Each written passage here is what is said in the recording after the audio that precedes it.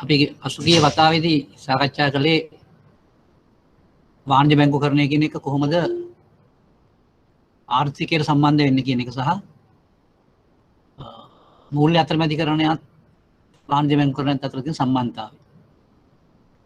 ඒ වගේම අපි සාකච්ඡා කළා බැංකුකරුවා ගනුදෙනුකරු කියන සම්බන්ධය තුලින් කොහොමද මේ ක්‍රියාවලිය සිද්ධ වෙන්නේ කියලා.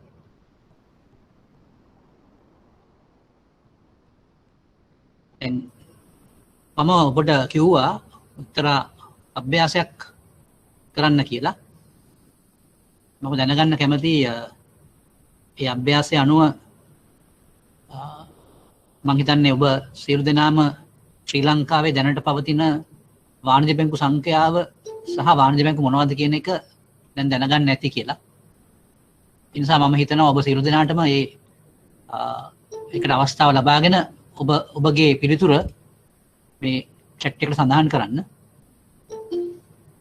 එතකොට අපිට පුළුවන් මේ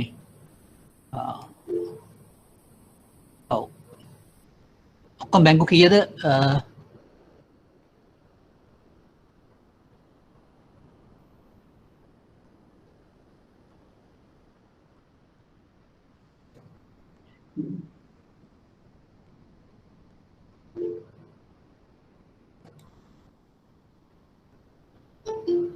බොහොම හොඳයි. මම හිතනවා ඔබ සියලු දෙනා මේ අභ්‍යාසය හරියට සම්පූර්ණ කරන්න ඇති කියලා. බොහොම දෙනෙක් නම් ටිකක් එවලා තියෙනවා. එතකොට මම ඔබ සියලු දෙනාටම ස්තුතිවන්ත වෙනවා මේ අභ්‍යාසයට සම්බන්ධ වීම පිළිබඳව. මම අභ්‍යාසයට සම්බන්ධ වුණා නොවුණ හැම දෙනාගේම ප්‍රයෝජනට මම ඒ ගාන කියන්නම්. මේ දැන් මෙතන මේ ගාන එනවා හරියට වාණිජ බැංකු 24යි. ඒ 24 නම් ටික අපිට බලා ගන්න පුළුවන්. මම ඕනනම් ඒ නම් ටික කියවන්නම්. මොකද දැන් මම ඔබ සියලු දෙනාටම කිව්වේ අභ්‍යාසය කරන්න කියලා. අභ්‍යාසය කරත් නැතත් ඔබ ඒක දැනගන්න ඕන. අද වාණිජ බැංකු 24ක් තියෙනවා. හැබැයි ගිය අවුරුද්දේදී වාණිජ බැංකු 25ක් තිබුණා. එක බැංකුවක් අයින් වුණා. ඒ ඇක්සිස් බැංකුව තමයි අයින් වුණේ. ඊට ඉස්සෙල්ලා අවුරුද්දේදී වාණිජ බැංකු 26ක් තිබුණා. ඒ 26න් එකක් අයින් වුණා ICICI බැංකුව. ඊට පස්සේ ඊළඟ අවුරුද්දේ අයින් වුණේ ඇක්සිස් බැංකුව. එතකොට මෙන්න මේ බැංකු දෙක අයින් වීම නැත්නම් ඊට ඉස්සෙල්ලා 26ක් තිබුණා 2019 දී. එතකොට දැන් අපි බලමු එහෙමනම් මේ බැංකු 24 කුමක්ද කියලා.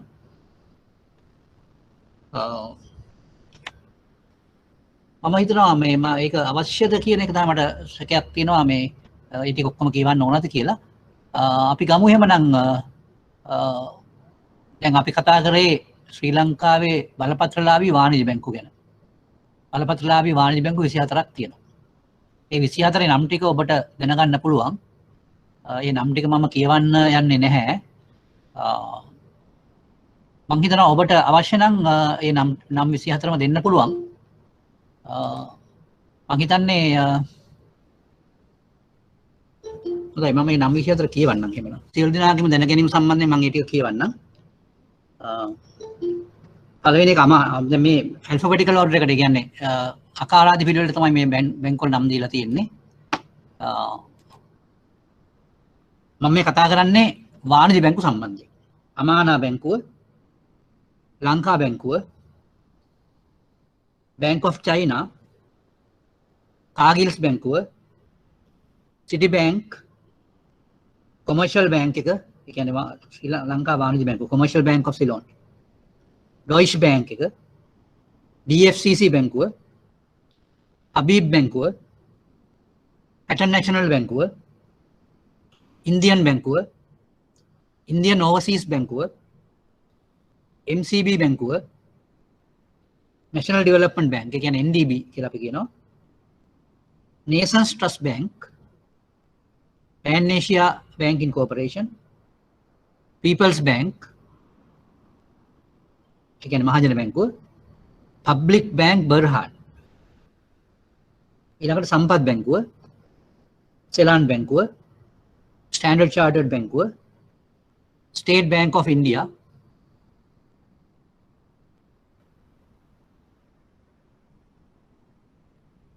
කොංකන් ඇන්ඩ් ෂැන්හයි, ඒ කියන්නේ HSBC, union bank of Colombo. මේ ටික තමයි ශ්‍රී ලංකාවේ දැනට පවතින වාණිජ්‍ය බැංකු.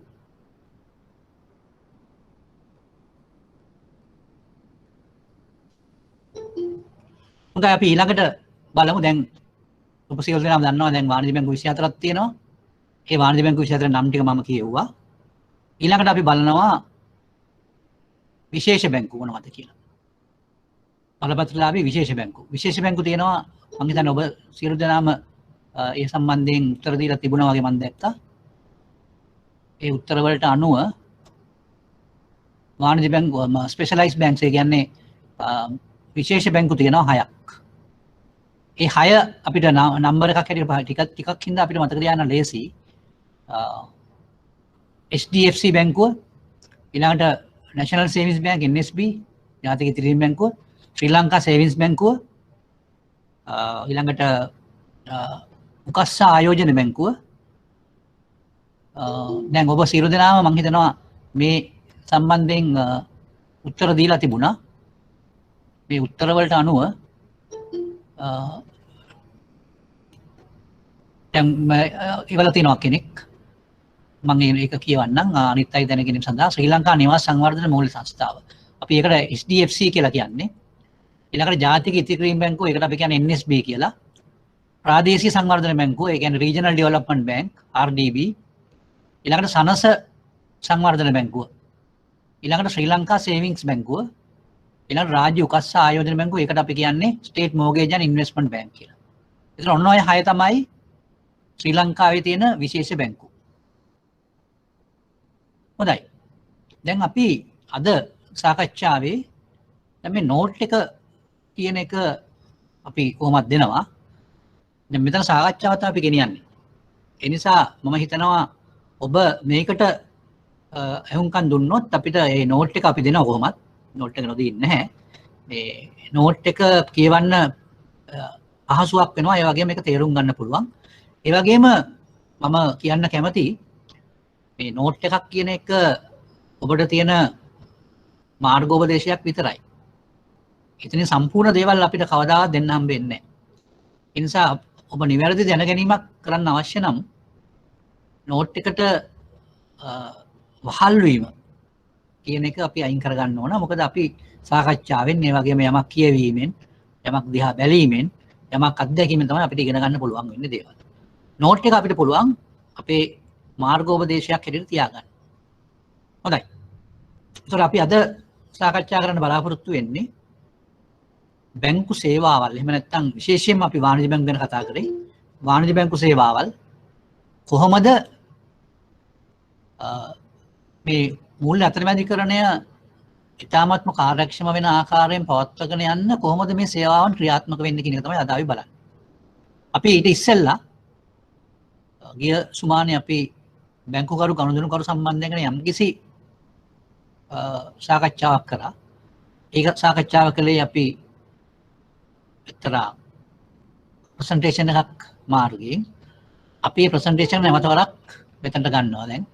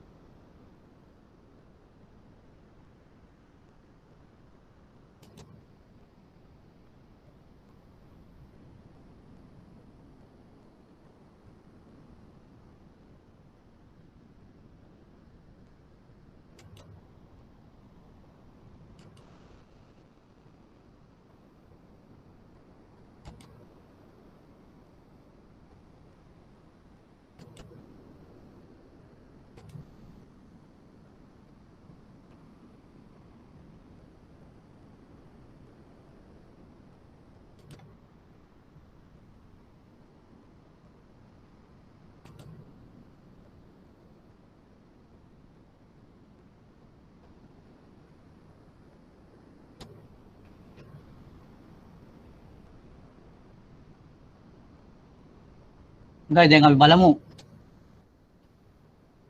අපි පසුගිය සතියේ සාකච්ඡා කරපු ප්‍රසන්ටේෂන් එක අපි නැවත වරක් ගන්නවා මෙතනදී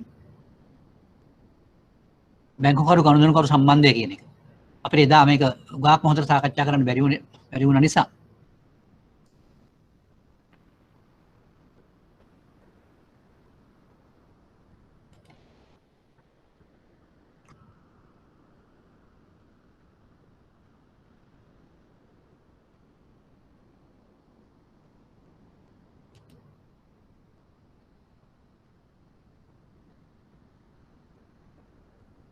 හොඳයි.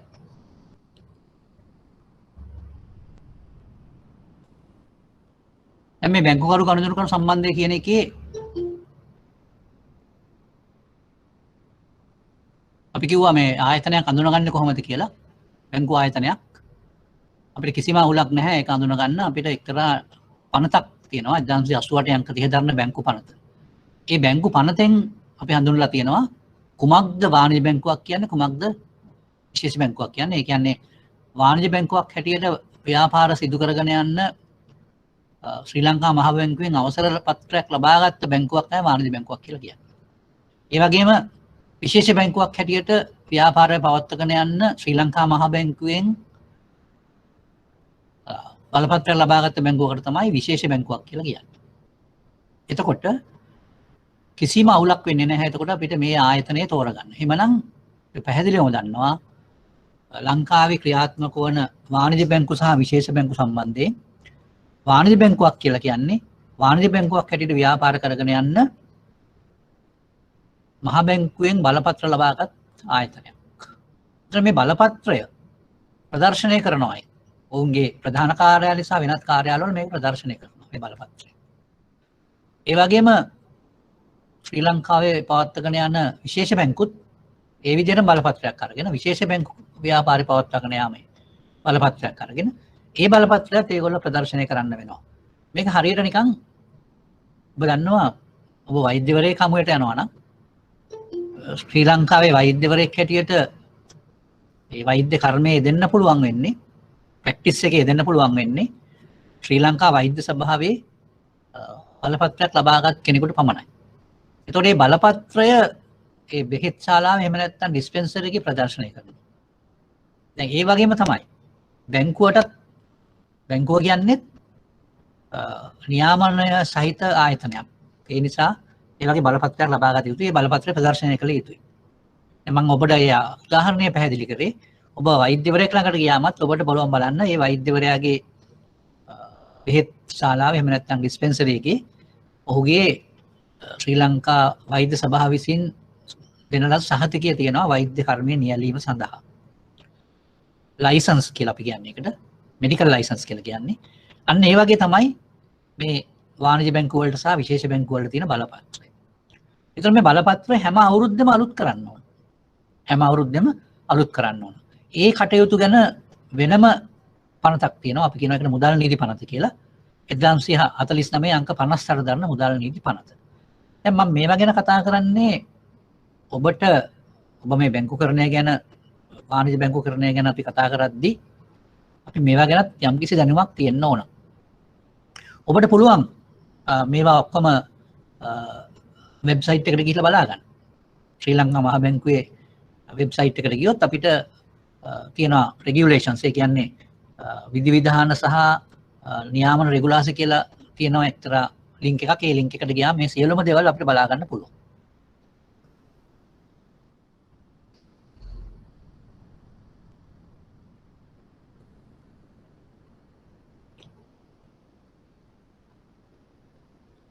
දැන් අපි බැංකු ගනුදෙනුකරු ගැන කියලා කියනකොට එයා ගැන ඇත්තටම ව්‍යවස්ථාපිත අත්දැකීමක් නැහැ.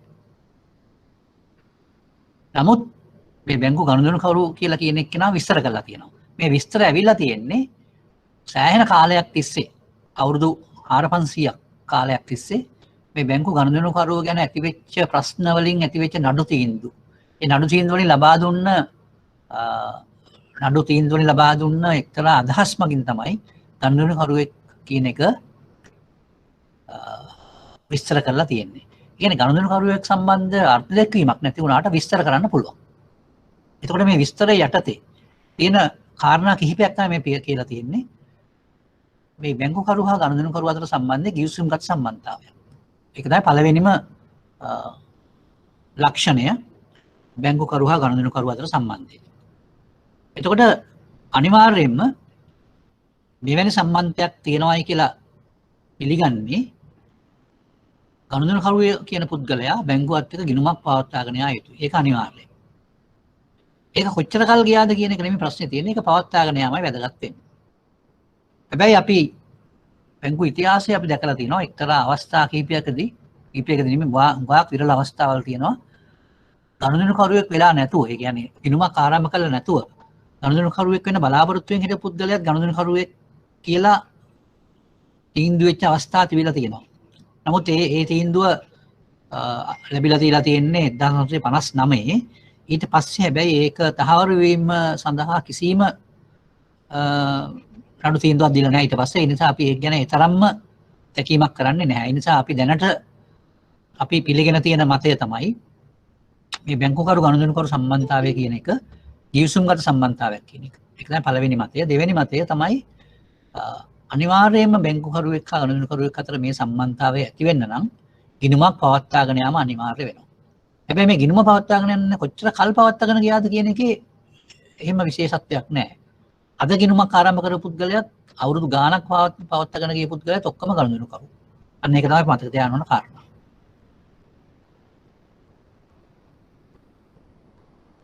එතකොට මේ මූලධර්ම තියෙනවා. බැංකුකරණය කියන්නේ ව්‍යාපාරයක්. මේක වෘත්තියක් කියලා ගණන් ගන්නෙ නැහැ. මේ බැංකුකරුවා ගනුදෙනුකරු සම්බන්ධයේ විවිධ මුහුණුවරවල් තියෙනවා. දැන් මේ මුහුණුවරවල් ඇති වෙලා තියෙන්නේ මොකද? දැන් මෙතන තියෙනවා මම කීපයක් යුගලයන් කීපයක් දාලා තියෙනවා. ණයකරු ණයහිමි කියලා තියෙනවා. ණයහිමි ණයකරු කියලා තියෙනවා. ප්‍රධානී අනියෝජිතයා කියලා තියෙනවා. උකස්කරු උකස්ලාභී කියලා තියෙනවා. උපනිධානකරු උපනිධානලාභී කියලා තියෙනවා. මේවා ඔක්කොම මේ බැංකුකරුවා ගනුදෙනුකරුවා අතර සම්බන්ධයේ තියෙන විවිධ ආකාර. දැන් මම අද බලාපොරොත්තු වෙනවා මේ ආකාරයේ විවිධ භූමිකාවල් බැංකුකරුවන්ට සහ ගනුදෙනුකරුවන්ට රංගපාන සිද්ධ වෙලා තියෙන්නේ බැංකුව විසින් දෙන සේවාවන් වලට අනුව. බැංකුව විසින් දෙන සේවාවල් වලට අනුකූලව තමයි ඒක සිද්ධ වෙලා තියෙන්නේ. එතකොට අපි දන්නවා මේ බැංකු දෙන සේවාවල් අපි දැන් මට මතකයි ඔබට මම ගිය සුමාන කිව්වා මම ගිය සුමාන බෙන් ඇහුවා බැංකුවක ප්‍රධාන කාර්යය එහෙම නැත්නම් ප්‍රධාන කටයුත්ත තනි වාක්‍යයකින් කියන්න කියලා. ඒතර ඔබ කීප දෙනෙක් කිව්වා බැංකුව කරන ප්‍රධාන කටයුත්ත තමයි අරමුදල් වෙළඳාමේදී. අරමුදල් වෙළඳාමේදීම කියන්නේ කුමක්ද? අරමුදල් මිලයට ගැනීම සහ අරමුදල් විකිණීම. එමනම් බැංකුව ලාභ ලබා ගන්නේ අරමුදල් යම්කිසි මිලකට මිලට අරගෙන එම අරමුදල් ඊට වඩා වැඩි මිලකට විකිණීමෙන්. එතකොට මොකද්ද මේ අරමුදල් අඩු මිලට ගන්නවා කියලා කියන තේරුම? ඒ මිල කියලා එතන අදහස් කරන්නේ පොලියට. බැංකුකරුවෝ තැන්පතු ලබා ගන්නවා ඒකට පොලියක් දෙනවා. බැංකුකරුවෝ ණය ප්‍රදානය කරනවා ඒකට පොලියක් අය කරනවා. එතකොට හැබැයි මේ ණයට අය කරන පොලිය තැන්පතු වලට ගෙවන පොලියට වඩා වැඩි. එතන ඒ දෙක අතර වෙනසක් තියෙනවා. අපි කියනවා ඒකට ආන්තිකය කියලා. මේ ආන්තිකය තමයි බැංකුවේ ලාභය. එතකොට අපි විශේෂයෙන් මේ ගැන කතා කරනකොට අපි කතා කරන්නේ වාණිජ බැංකු ගැන. එතකොට වාණිජ බැංකුවක් අපි කොහොමද වෙනත් විශේෂ බැංකුවකින් වෙන් කරලා හඳුනගන්නේ? වාණිජ බැංකුවක් කියලා කියන්නේ තම ගනුදෙනුකරුවන් වෙනුවෙන් ජංගම ගිණුම් පවත්වාගෙන යන බැංකුව. ඒ නිසා වාණිජ බැංකුවක් හඳුනා ගැනීම අපිට අපහසුයක් නෑ. ජංගම ගිණුම් පවත්වාගෙන යන්නේ නැත්නම් ඒක වාණිජ බැංකුවක් නෙමෙයි. ඒවට තමයි අපි විශේෂ බැංකුව කියලා කියන්නේ. දැන් අපි ලංකාවේ තියෙන උදාහරණ ටික ගත්තොත් ඔබට පැහැදිලි වෙයි වාණිජ බැංකුවක සහ අනිත් විශේෂ බැංකුවක තියෙන වෙනස. ප්‍රධාන වෙනස. ඒක තමයි ප්‍රධාන වෙනස. හැබැයි ඒක ප්‍රධාන වෙනස වුණාට වාණිජ බැංකුවක් බලපත්‍රලාභී විශේෂ බැංකුවට වඩා වැඩි සජීවත්වයකින් එහෙම නැත්නම් වැඩි ගතික ස්වභාවයකින් මූල්‍ය අතරමැදිකරණයට සම්බන්ධ වෙනවා. ඒකට මොකද හේතුව? ඒකට හේතුව තමයි ජංගම ගිණුමක් කරහා මුදල් මැවීමේ හැකියාවක් ඇති වෙනවා බැංකුවට. අපි ඒක පස්සේ පැහැදිලි කරන්නම් මේ මුදල් මැවීමේ හැකියාව කොහොමද ඇති වෙන්නේ කියන එක. ජංගම ගිණුම් වල විශේෂයෙන්. ඊට ඉස්සෙල්ලා අපි බලමු මේ බැංකුවක්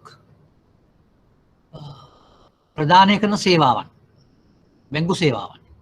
දැන් අපි ඇත්තටම අරමුදල් වෙළඳාමට සම්බන්ධ සේවාවල් තමයි අපි වැඩියෙන්ම සැලකිලිමත් වෙන්නේ. මේ අරමුදල් වෙළඳාමට සම්බන්ධ සේවාවල් කියලා කියන්නේ අරමුදල් මිලට ගැනීම සහ අරමුදල් විකිණීම. එතකොට දැන් ඒවට අපි කියනවා මූලික බැංකු සේවා කියලා. අපි ඉංග්‍රීසියෙන් කියනවා core banking activities කියලා. core banking activities. core කියලා කියන්නේ ප්‍රධාන අරටුව. ප්‍රධාන වශයෙන්ම තියෙන බැංකු සේවාවල් තමයි අරමුදල් මිලයට ගැනීම සහ අරමුදල් විකිණීම. දැන් අපි එතකොට මෙවැනි බැංකුවේ තියෙන සේවාවල් අපි විකුණන්න හෝ මිලදී ගන්න අපි යම් යම් නිපැයුම් හදලා තියෙනවා. අපි කියන ප්‍රොඩක්ට්ස් කියලා. Banking products. එතකොට මේ ප්‍රොඩක්ට්ස් තමයි අපි වෙන වෙනම නම් කරනවා.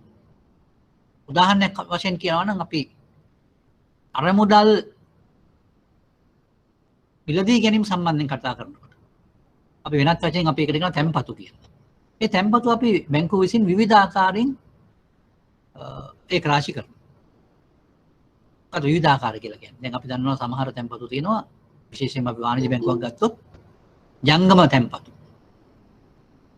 ඩිමාන්ඩ් ඩිපොසිට්ස්. ඉල්ලුම් තැන්පතු කියලා අපි කියනවා.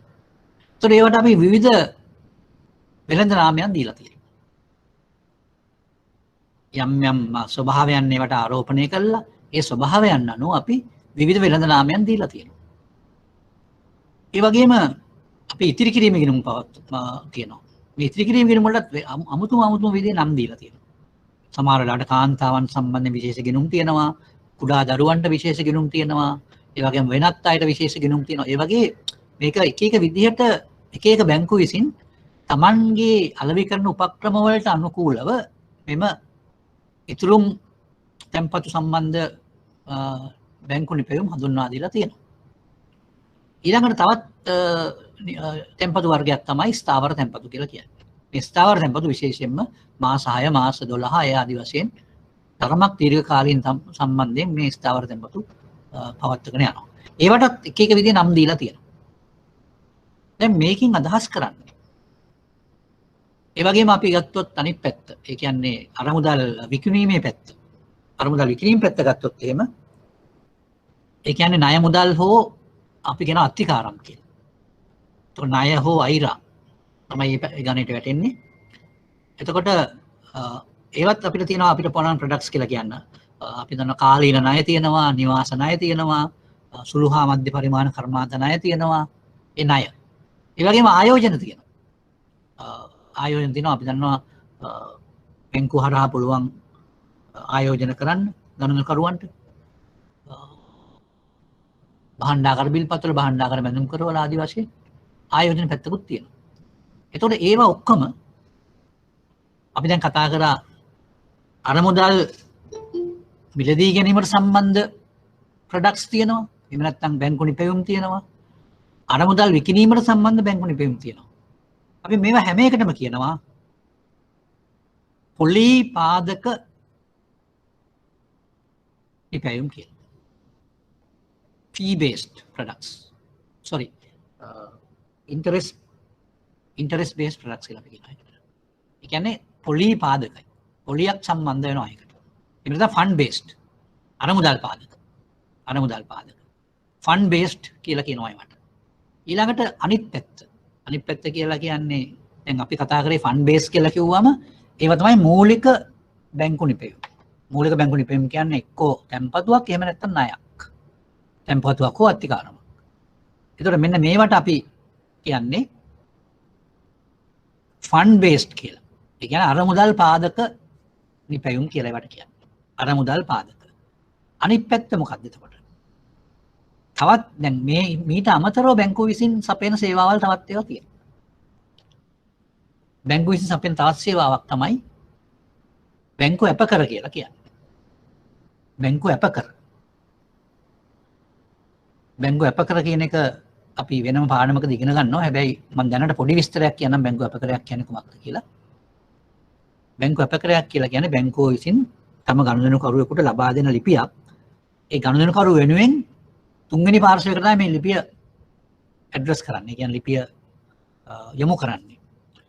ඒ ලිපියෙන් කියන්නේ තමන්ගේ ගනුදෙනුකරුව මේ එක්තරා කාර්යයක් කිරීම ගැන බැංකුව අප වෙනවා කියලා.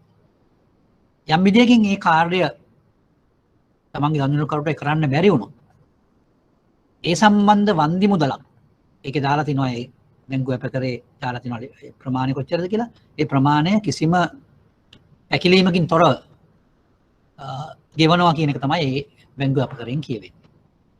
අපි ඉංග්‍රීසියෙන් කියනවා බැංක් ගැරන්ටි කියලා. දැන් මේ බැංක් ගැරන්ටි එකක් කියලා කියන එක බැංකුවකින් තමයි ගන්න පුළුවන්. දැන් ඒක ගන්න ගියාම බැංකුවට අපිට ගාස්තුවක් ගෙවන්න සිද්ධ වෙනවා. ඒ නිසා අපි එවැනි සේවාවන් වලට කියනවා ගාස්තු පාදක සේවාවන් කියලා. ගාස්තු පාදක. අපි ඉංග්‍රීසියෙන් කියනවා fee based කියලා. ඒ වගේම ඔබ දන්නවා කවුරුත් දැන් මම මේ කතා කරේ බැංකුව අප කරගෙන.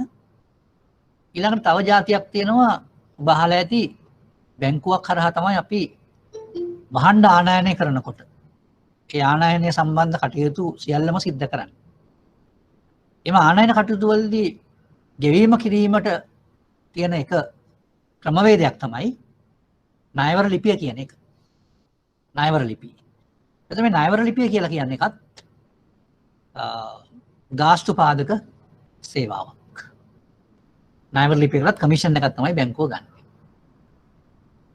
ඔය ආදි වශයෙන් අපිට තව එකක් අපිට කියන්න පුළුවන් තව තියෙනවා ප්‍රතිග්‍රහණ පහසුකම් කියලා જાතියක්.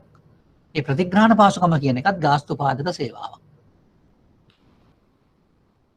එතකොට මතක තියාගන්න බැංකුවක් සේවාවන් ප්‍රධාන වශයෙන් කොටස් දෙකකට බෙදෙනවා. අරමුදල් පාදක සේවා සහ ගාස්තු පාදක සේවා. අපි ඉංග්‍රීසියෙන් කියනවා fee based services and fund based services කියලා. දැන් මම පෙන්නන්නම් මෙතන තියෙන මේ කාරණා. දැන් මම ඔබගෙන් අහන ප්‍රශ්නයක්. අද ප්‍රශ්නේ. බැංකුවක් යෙදෙනවා. ප්‍රධාන බැංකුවක් සපයන සේවාවල් ප්‍රධාන කොටස් දෙකකට බෙදන්න පුළුවන්. තැන්පතු හා අත්තිකාරම් සේවාවන් එක පැත්තකින්. ඒකට අපි වෙනත් නමක් කියනවා මොකද්ද? අරමුදල් පාදක සේවා. අරමුදල් පාදක සේවා. ඊළඟට අනිත් පැත්ත මොකද්ද? ගාස්තු පාදක සේවා. අරමුදල් පාදක සේවා සහ ගාස්තු පාදක සේවා. දැන් මම පොඩි ප්‍රශ්නයක් ඔබගෙන් අහනවා. ඒ මොකද්ද? අරමුදල් පාදක සේවා දැන් මෙතන මේ කියන සම්බන්ධ මම දන්නවා මේ සම්බන්ධ. මේ සම්බන්ධ අගත්තම එම සම්බන්ධ යටතේ ඒ කියන්නේ බැංකුව සපයන සේවාවක් නිසා තමයි මේ සම්බන්ධය ඇති වෙලා තියෙන්නේ. ඒ සම්බන්ධය අපිට දාන්න පුළුවන් අරමුදල් පාදක සේවයක් හැටියටද? එහෙම නැත්නම් ගාස්තු පාදක සේවයක් හැටියටද? කියන එක තමයි මගේ ප්‍රශ්නේ.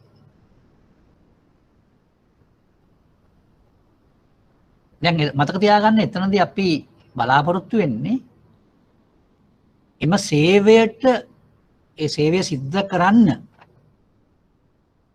බැංකුවට අරමුදල් අවශ්‍ය වෙනවා නම් තමයි ඒක අරමුදල් පාදක සේවයක් වෙන්නේ.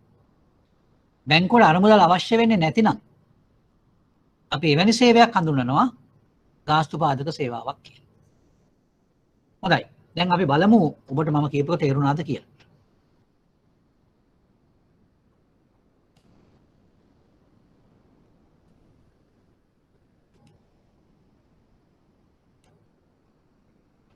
ඔව්.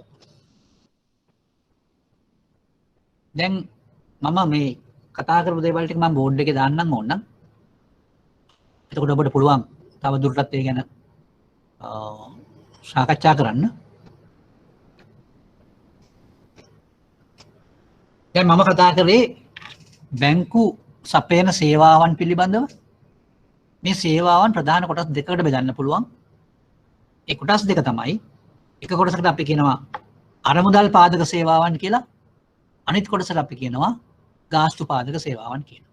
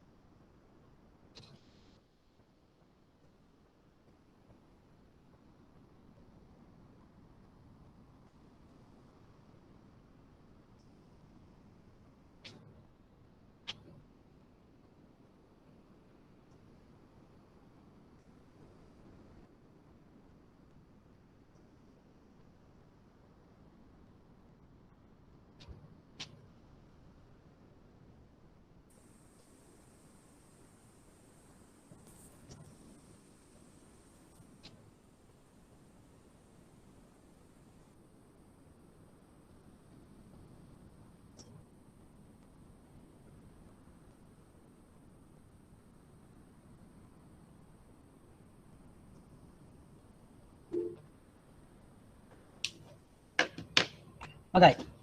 දැන් මම උත්සාහ කළේ ඔබට යම්කිසි චිත්‍රයක් හදන්න මේ බැංකු සේවාවල් කියන එක අපි ප්‍රධාන කොටස් දෙකකට බෙදනවා. එක පැත්තකට අපි කියනවා අරමුදල් පාදක සේවා කියලා, අනිත් පැත්තට කියනවා ගාස්තු පාදක සේවා කියලා. එතකොට මේ ඇත්තටම අරමුදල් පාදක සේවා කියලා කියන්නේ අපි ඉංග්‍රීසියෙන් කියනවා ෆන්ඩ් බේස්ඩ් කියලා. ඊළඟට ගාස්තු පාදක එකට කියන්නේ ෆී බේස්ඩ් කියලා. දැන් මම මේක බෝඩ් එකේ දාලා තියෙනවා. දැන් ඔබට පුළුවන් මේ සම්බන්ධයෙන් යම්කිසි හැඟීමක් ලබා ගන්න. එතකොට මේ කියන මේ සේවාවල් අපිට පුළුවන් වෙනවා මේ විදිහට බෙදන්න.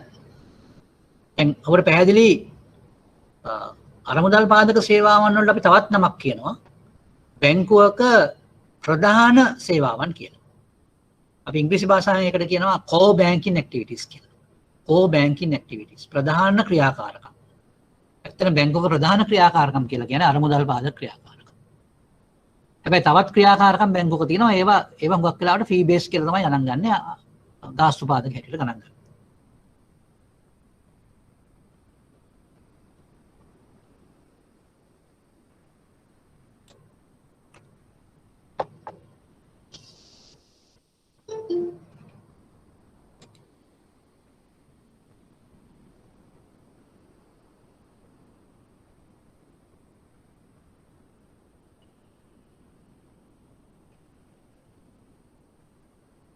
හොඳයි මේ බෝඩ් එකේ මම ලියලා තියෙන එක පොඩ්ඩක් උත්සාහ කරලා බලන්න ඔයගොල්ලන්ගේ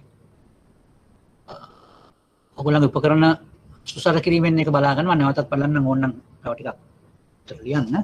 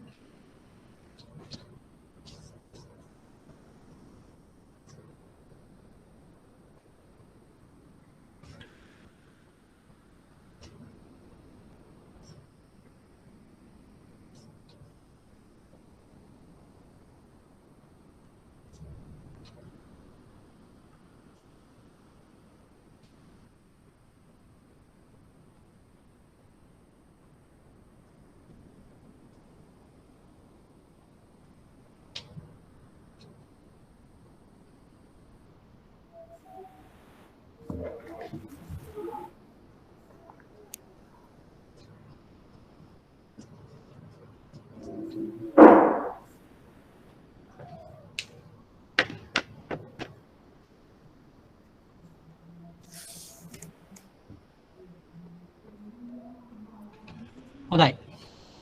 දැන් එතකොට මම දැන් මේක පැහැදිලි කරේ ඔබගෙන් යම්කිසි ප්‍රශ්නයක් අහන්න. අපි බලමු ආයෙසරයක් අපේ ප්‍රසන්ටේෂන් එකට යමු.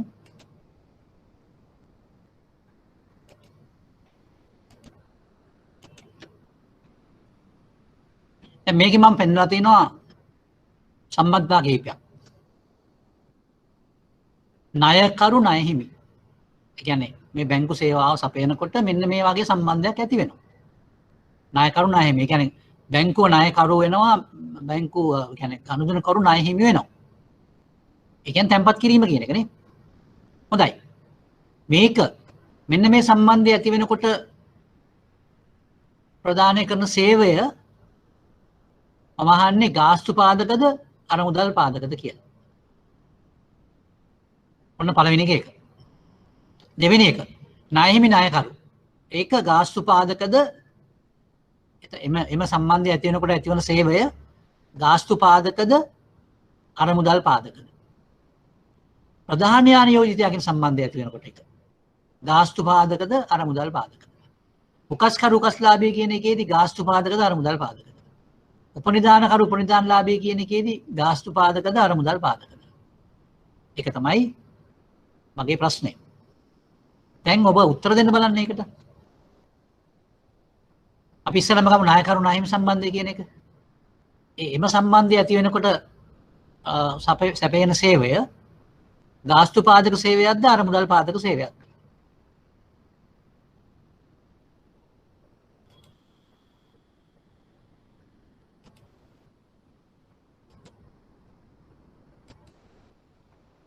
ඔව්.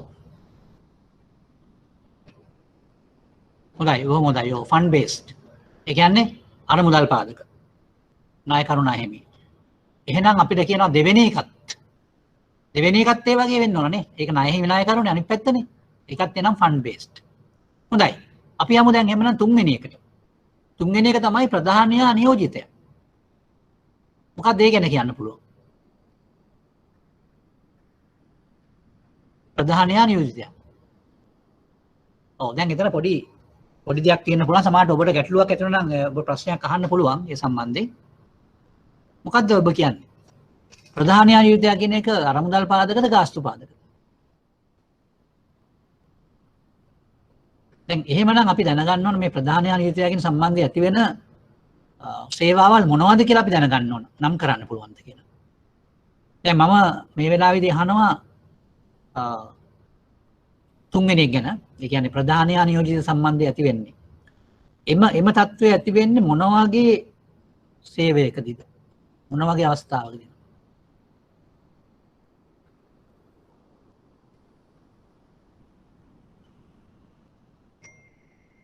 දැන් ඇත්තටම ණයවර ලිපියක් නිකුත් කරනකොට ඒ ණයවර ලිපිය සම්බන්ධයෙන් ඇති වෙන්නේ වෙන අවස්ථාවක්. ඊළඟට අපි මුදල් චෙක්පත් අපි නිෂ්කාශනය කරන චෙක්පත් තැන්පත් කරනවා බැංකුවේ. එතකොටත් ඒ වගේ සම්බන්ධයක් තමයි ඇති වෙන්නේ. ණයවර ලිපියක් සම්බන්ධයෙන් ඒ සම්බන්ධය ඇති වෙනවා. හොඳයි. එහෙමනම් අපිට පැහැදිලි ප්‍රධාන නියෝජිත සම්බන්ධය ඇති වෙන්නේ ගාස්තු පාදක සේවාවකදී. ගාස්තු පාදක. ඒ කියන්නේ fee based. ඒක fee based income එකක්. එතකොට ප්‍රධාන නියෝජිතයාගෙන් සම්බන්ධය කියන එක fee based. ඒ සම්බන්ධය ඇති වෙන්නේ fee based service එකකින්. හොඳයි. අපි ඊළඟට කියලා තියෙන්නේ මොකද්ද?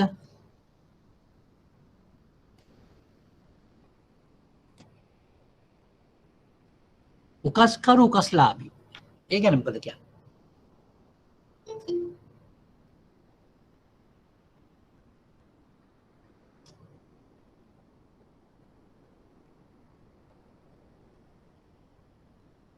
ඒක පොඩි තියෙනවා පොඩ්ඩක් කල්පනා කරන්න ඕන එකක් ඒකේ තියෙනවා.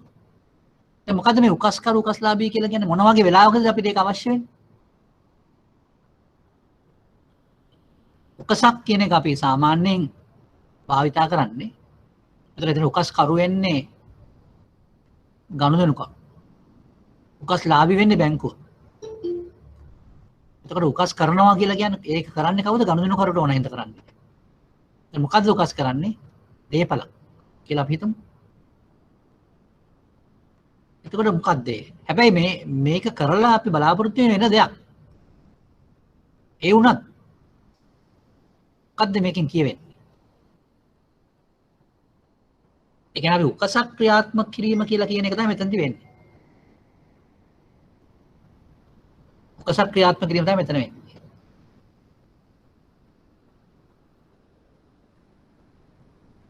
හොඳයි මොකක්ද ඒක බලමු ඔබේ පිටුතුර මොකක්ද කියලා ඒ සම්බන්ධයෙන්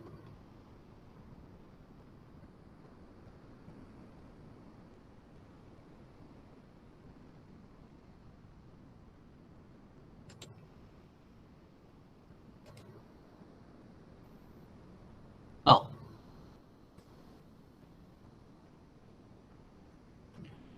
මම අහන්නේ උකස්කරු උකස්ලාභී කියන එක ඒක fee based fund based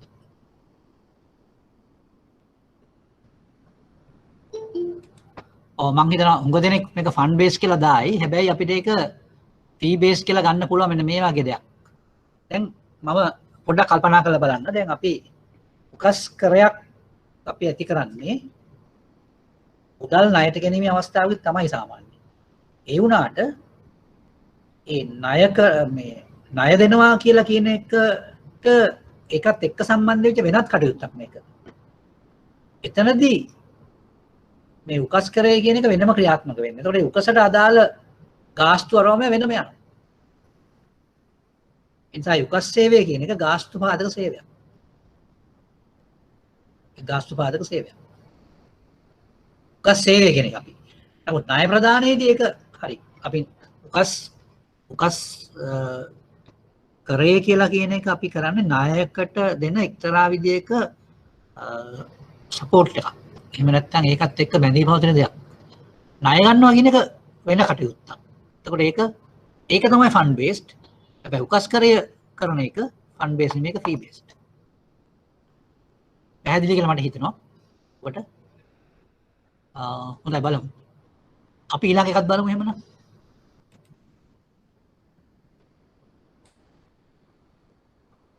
ඊළඟ එක උපනිදාන කරු උපනිදානලාභී. මොකද්ද මේ උපනිදාන කරු උපනිදානලාභී කියන්නේ?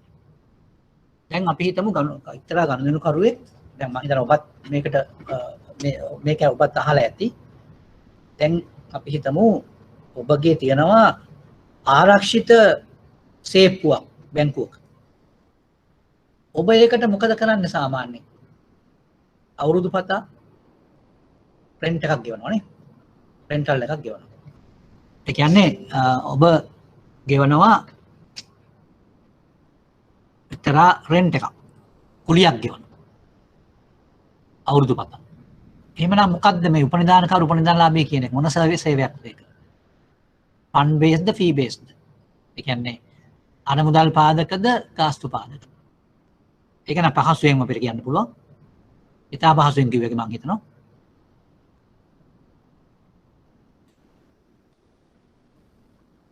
ඔව්. ඒක මම හිතන්නේ ඔබට පැහැදිලිවම පේනවා. ඒක ගාස්තු පාදක කියලා. fee based කියලා. දැන් මම හිතනවා ඔබට යම්කිසි හැඟීමක් ඇති වෙන්නේ නැති මේ ගාස්තු පාදක සහ අරමුදල් පාදක සේවාවන් සම්බන්ධයෙන්. දැන් මීට අමතරව මම එකක් අහන්නම් ඔබගෙන්. ඔබ අහලා තියෙනවා චෙක්පත් නිෂ්කාශනය ගැන අපි ඊළඟට කතා කරනවා ඒ සම්බන්ධයෙන්. චෙක්පත් නිෂ්කාශනය කියලා එකක්.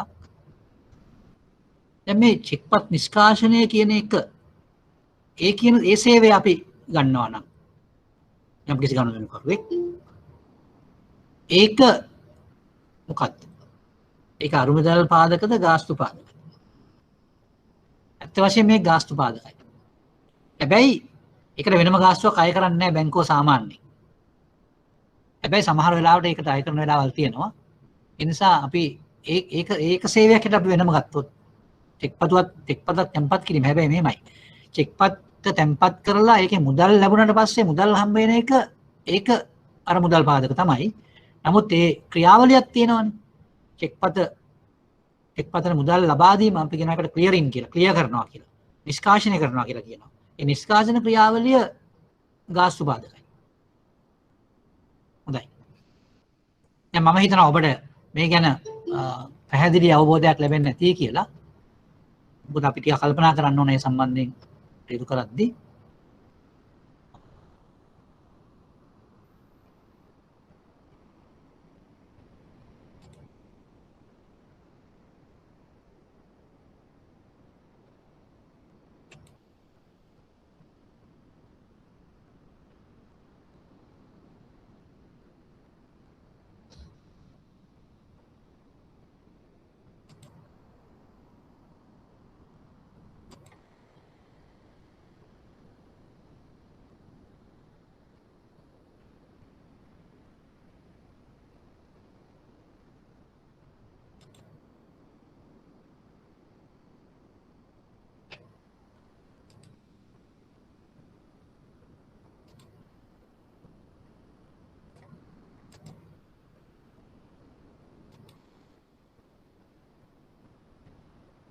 දැන් අපි බලමු ඊළඟට දැන් මේ සම්බන්ධයේ ස්වභාවය ගැන තමයි ඊළඟට අපි කතා කරන්නේ. ඒ ස්වභාවයේදී අපිට තියෙනවා ගොඩාක් දේවල් කියන්න. කියන්නේ දැන් අපි කතා කරේ නොයෙකුත් සේවාවල් ගැන, ඒ සේවාවල් දෙන ආකාර ගැන සහ ගනුදෙනුකරුවෝ කොහොමද ඒවයින් ප්‍රයෝජන ගන්නේ. එතකොට මේක සංකීර්ණ කිවිසුමක්. එතකොට මේ ගිවිසුම නිසා ඇති වෙනවා මේ ක්‍රියාවලියේදී එකිනෙකා අතර තියෙන යුතුකම් සහ වගකීම්. ඒක තමයි ඇති වෙලා තියෙන්නේ.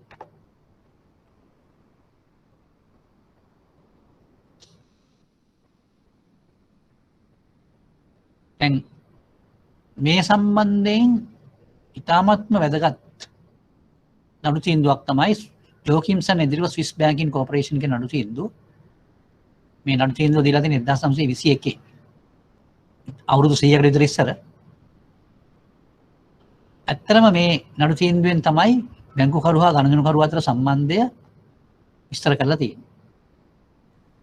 දැන් මම ඉස්සෙල්ලා කිව්වා බැංකුකරු ගනුදෙනුකරු සම්බන්ධයේදී ගනුදෙනුකරු පිළිබඳව අර්ථ දැක්වීමක් නැහැ කියලා. එයා විස්තර කරලා තියෙනවා නොයෙකුත් නඩු තීන්දුව වලින්. එතකොට මේ ඒ සම්බන්ධයෙන් ප්‍රධානම නඩු තීන්දුවක් තමයි මේ මම මෙතන කියන නඩු තීන්දුව. ඒතර ඒ අනුව මොකද්ද මේ බැංකුකරු ගනුදෙනුකරු සම්බන්ධය කියලා එක විස්තර කරලා තියෙනවා. ඒක දෙපාර්ශ්වය අතර ඇති කර ගන්න කිවිසුමක්. එම කිවිසුම මගින් දෙපාර්ශ්වය මතම අන්‍යෝන්‍ය යුතුකම් සහ වගකීම් ජනනය කරනවා. ඒ වගේම තම ගනුදෙනුකරු වෙනුවෙන් මුදල් තැන්පතු බාර ගැනීමට, බිල්පත් රැස් කරෙහි අය ලබා දීමට සහ ඉල්ලුව විට තැන්පත් මුදල් ආපසු ලබා දීමට බැඳී සිටිනවා. දැන් බලන්න මෙතන තැන්පතු බාර ගැනීම කියන එක සහ මුදල් ආපසු දීම කියන එක කියනවා. හැබැයි ඒවා ගාස්තු පාදක නෙමෙයි. ඒවා තනිකරම අර මුදල් පාදක. බිල්පත් රැස් කරෙහි අය ලබා දීමට. දැන් බලන්න මේ කතාව. ඒ කියන්නේ බිලක් කියලා කියන මෙතන චෙක් පතක් කියන එකත් මේකට අයිති වෙනවා. ඒතර චෙක් පතක් ප්‍රෙස් කරලා කියලා කියන්නේ ගන්නවා කියන එක. අරගෙන ඒකට අදාළ මුදල් ලබා දීම කියන එක තමයි මේ කතාව. අපි කියනවා ඒකට නිෂ්කාශනය කියලා. නිෂ්කාශනය.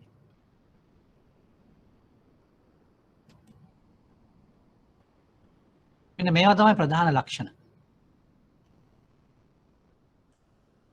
බැංකුකරු විසින් ගනුදෙනුකරු වෙත ක්‍රියාත්මක කළ යුතු වගකීම්ද ගනුදෙනුකරු විසින් බැංකුකරු වෙත ක්‍රියාත්මක කළ යුතු වගකීම්ද වශයෙන් අන්‍යෝන්‍ය යුතුකම් සහ වගකීම් පවතී. දැන් ඒක තමයි අපි දැනගත යුතු කාරණාව. ඒතර මම හිතනවා දැන් ඔබ උනත් ඔබත් බැංකුව ගනුදෙනුකරුවෙක්. එහෙමනම් ඔබ විසින් බැංකුවට කරන්න ඕන යුතුකම් තියෙනවා. බැංකුව විසින් ඔබට කරන්න ඕන යුතුකම් තියෙනවා. බැංකුව ඔබට ඉටු කළ යුතු වගකීම් තියෙනවා. ඔබ බැංකුවට ඉටු කළ යුතු වගකීම් තියෙනවා. ඒක තමයි කියන්නේ. සාමාන්‍ය ගනුදෙනුකරුවෙක් හැටියට. එතකොට මේ අන්‍යෝන්‍ය වශයෙන් මේක බලපවත්වනවා. එතකොට දැන් අපි ගත්තොත් බැංකුව පැත්තෙන් කරන්න ඕන යුතුකම කුමක්ද? ගනුදෙනුකරුගේ සියලු තොරතුරු හා ගනුදෙනු පිළිබඳ රහස්‍යභාවය ආරක්ෂා කිරීමේ වගකීම. දැන් මේ වගකීම ඉතාමත්ම වැදගත් වගකීමක් හැටියට සඳහන් කරලා තියෙනවා. දැන් මේක මම හිතනවා අපිට එකක් දිකට සාකච්ඡා කළ යුතු කාරණාවක්. මේ රහස්‍යභාවය සම්බන්ධ වගකීම කියන එක. අපි ඒකට ඉංග්‍රීසියෙන් කියනවා duty of secrecy කියන. දැන් මේ රහස්‍යභාවය පිළිබඳ වගකීම ඉතාමත්ම හොඳින් විස්තර වෙලා තියෙන නඩු තීන්දුවක් තමයි ටූනියා ඉදිරියේ National Provincial and Union Bank of England ගේ නඩු තීන්දුව. දැන් මේ නඩු තීන්දුවේදී මේ රහස්‍යභාවය ආරක්ෂා කිරීම පිළිබඳ වගකීම ගැන විශේෂ සැලකිල්ලක් දක්වලා තියෙනවා. හැබැයි දැන් මෙතන අපිට තියෙන ප්‍රශ්නේ ලංකාවේ තියෙන ප්‍රශ්නේ ඊට වඩා වෙනස්. දැන් මොකද්ද මේ රහස්‍යභාවය ආරක්ෂා කිරීම කියලා කියන්නේ? රහස්‍යභාවය ආරක්ෂා කිරීම කියලා කියන්නේ තම ගණදෙනුකරුගේ සම්බන්ධ කිසිම තොරතුරක් ගණදෙනු සම්බන්ධ තොරතුරක් වෙනත් පෞද්ගලික තොරතුරක් වෙනත් පාර්ශවයකට දැනගන්න ඉඩ හරින්න බෑ බැංකුවට. මොකද බැංකුව නම් ඒව දන්නවනේ. බැංකුව ඒව දැනගත්තයි කියලා ඒ දැනගත්ත දේවල් වෙන අයට අනාවරණය කරන්න බෑ. ඕක තමයි රහස්‍යභාවය සම්බන්ධ නීතිය කියලා කියන්නේ. වගකීම කියලා කියන්නේ. දැන් ලංකාවේ මේ නීතිය ක්‍රියාත්මක වුණා සෑහෙන කාලයක්. හැබැයි මේ නීතියේ විශාල වෙනසක් සිද්ධ වුණා 1988 දී. 1988 වෙනකන් මේ රහස්‍යභාවය සම්බන්ධව ඉංග්‍රීසි නීතිය තමයි ක්‍රියාත්මක වුණේ. ඒතර මේ ඉංග්‍රීසි නීතියට අනුව රහස්‍යභාවය ආරක්ෂා කිරීම කියන එක සිවිල් රහස්‍යභාවය කඩ කිරීම කියන එක සිවිල් වැරද්දක් කියලා තමයි යන්නේ. නමුත් ශ්‍රී ලංකාවේ 1988 අංක 30 දරන බැංකු පනත යටතේ මේ රහස්‍යභාවය සම්බන්ධ ඉතාමත්ම දැඩි නීතියක් සකස් කරලා තියෙනවා. 77 වෙනි වගන්තියේ.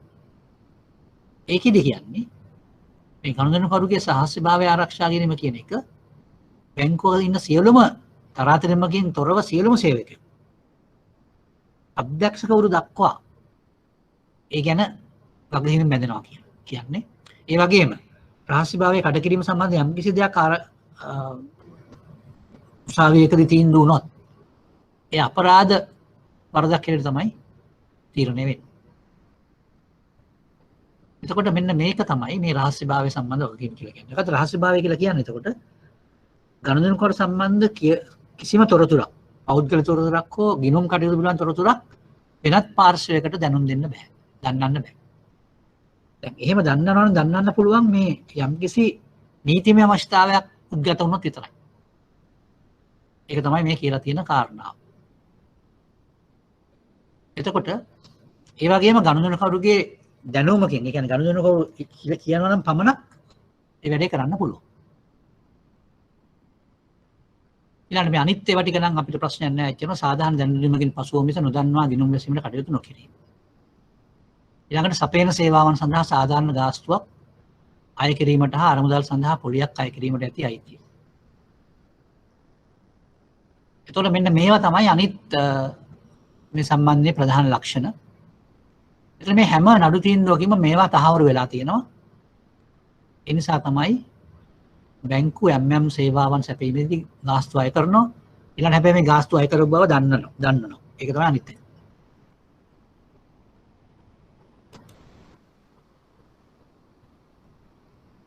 මේ ඊළඟට මේ රහස්‍යභාවය සම්බන්ධ නීතිය ගැන මෙතන කතා විස්තරයක් කියලා තියෙනවා. ඕනෑම බලපත්‍රලාභී බැංකුවක අධ්‍යක්ෂකවරයෙක්, කළමනාකරුවෙක්, නිලධාරියෙක් හෝ අනිකුත් ඕනෑම තරාතිරමක කාර්ය මණ්ඩල සමාජිකයෙක් බැංකුව සම්බන්ධ සියලුම ගනුදෙනු, එහි ගනුදෙනුකරුවන්ගේ තොරතුරු, ගිණුම් කටයුතු පිළිබඳ තොරතුරු සහ ගනුදෙනු පිළිබඳ කිසිවක් හෙළි නොකළ යුතුය.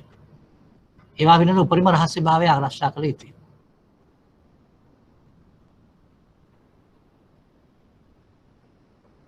ඒතර මේක මම කිව්වේ දැන් ලංකාවේ ක්‍රියාත්මක වෙන මේ රහස්‍යභාවය සම්බන්ධ නීතිය ඉංග්‍රීසි නීතිය නෙමෙයි.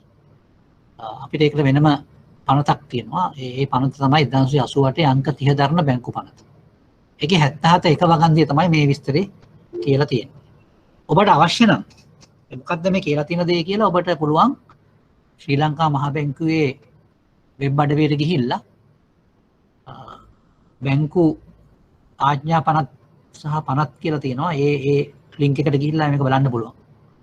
ඒතර මේ 77 එක වගන්තියත් මොකක්ද කියලා බලන්න පුළුවන්. මම හිතනවා ඔබට ඒක වැදගත් වෙයි කියලා ඔබ ඒක බැලුවොත්. මොකද යම්කිසි තේරුමක් එතකොට එනවා මොකක්ද මේකෙන් කියන්නේ කියලා.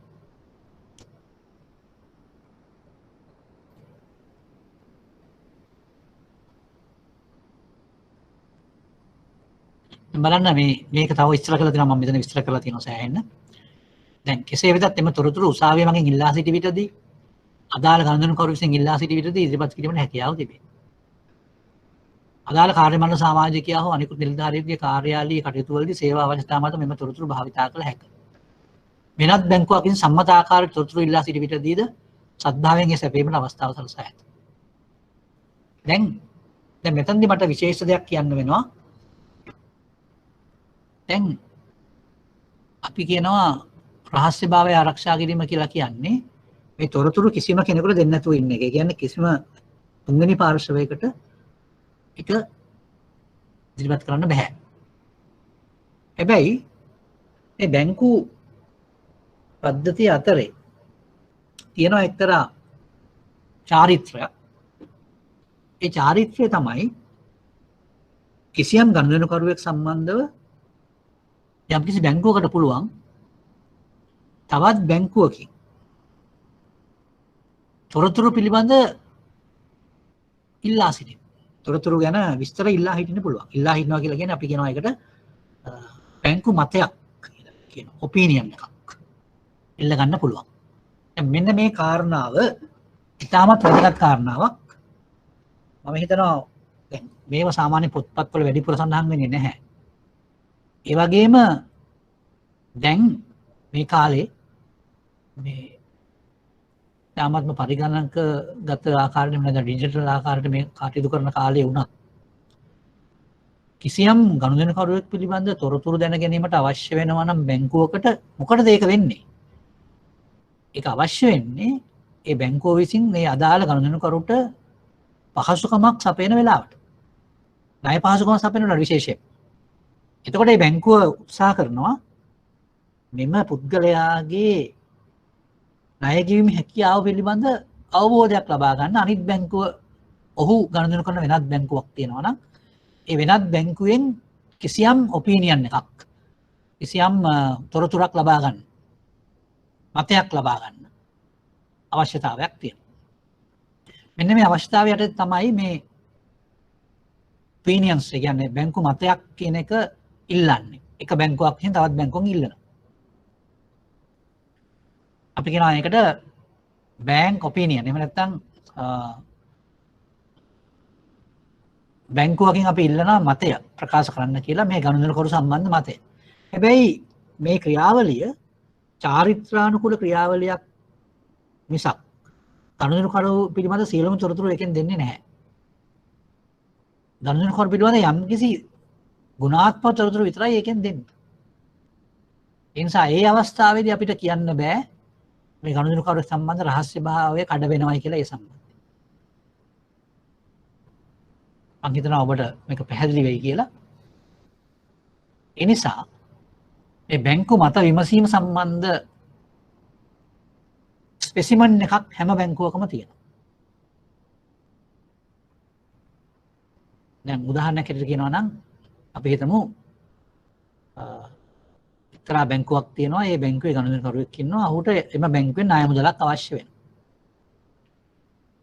එතකොට මේ බැංකුව අහනවා යාගෙන් ඔබගේ වෙනත් බැංකුවලත් ගිණුම් තියනවද කියලා. එතකොට කියනවා ඔව් කියලා. කිව්වම එතකොට කියනවා ඒගොල්ලෝ ඒ බැංකුවෙන් ඔහු සම්බන්ධ විමසීමක් කරනවා ඔහුගේ තත්ත්වය සම්බන්ධ. ණය ආපසු ගෙවීමේ හැකියාව සම්බන්ධ. ඒක තමයි මේ තොරතුරු සෙවීම එහෙම නැත්නම් මත විමසීම කියලා කියන්නේ. බැංක් ඔපිනියන් කියලා අපි කියනවා ඉංග්‍රීසියෙන්. එතකොට මේ ඔපිනියන් එකක් ගන්නකොට අපි යවන ලියුමක් තියෙනවා. ඒ වගේ මේ ඔපිනියන් එකක් අහලා යවුවා මේ ඔපිනියන් එකට පිළිතුරු දෙන ලිපියකුත් තියෙනවා. ඒවා ඔක්කොම සම්මත ආකාරයෙන් තියෙන්නේ. ඒ නිසා ඒ වයින් රහස්‍යභාවය කඩ වෙනවායි කියන කතාව කියන්න පුළුවන් කමක් නැහැ. දැන් මම මෙතන කියලා තියෙනවා මේ රහස්‍යභාවය කොහොමද ආරක්ෂා කරන්න ඕන. හැබැයි උසාවිය මගින් ඉල්ලුවොත් එහෙම මේ යම්කිසි ගනුදෙනුකරුවෙකුගේ තොරතුරු බැංකුවට ඒක නොකර ඉන්න බෑ. ඒ වගේම අදාළ ගනුදෙනුකරු විසින් ඉල්ලා සිටි විටදී ඉදිරිපත් කිරීමේ හැකියාව තියෙනවා. ඊළඟට සේවා අවශ්‍යතාව මත තොරතුරු භාවිතා කරන්න පුළුවන්. ඒක සේවයේ අවශ්‍යතාවයෙන්. ඒ අරගෙන වෙන කිසිම දෙයකට මේ තොරතුරු පාවිච්චි කරන්න බෑ.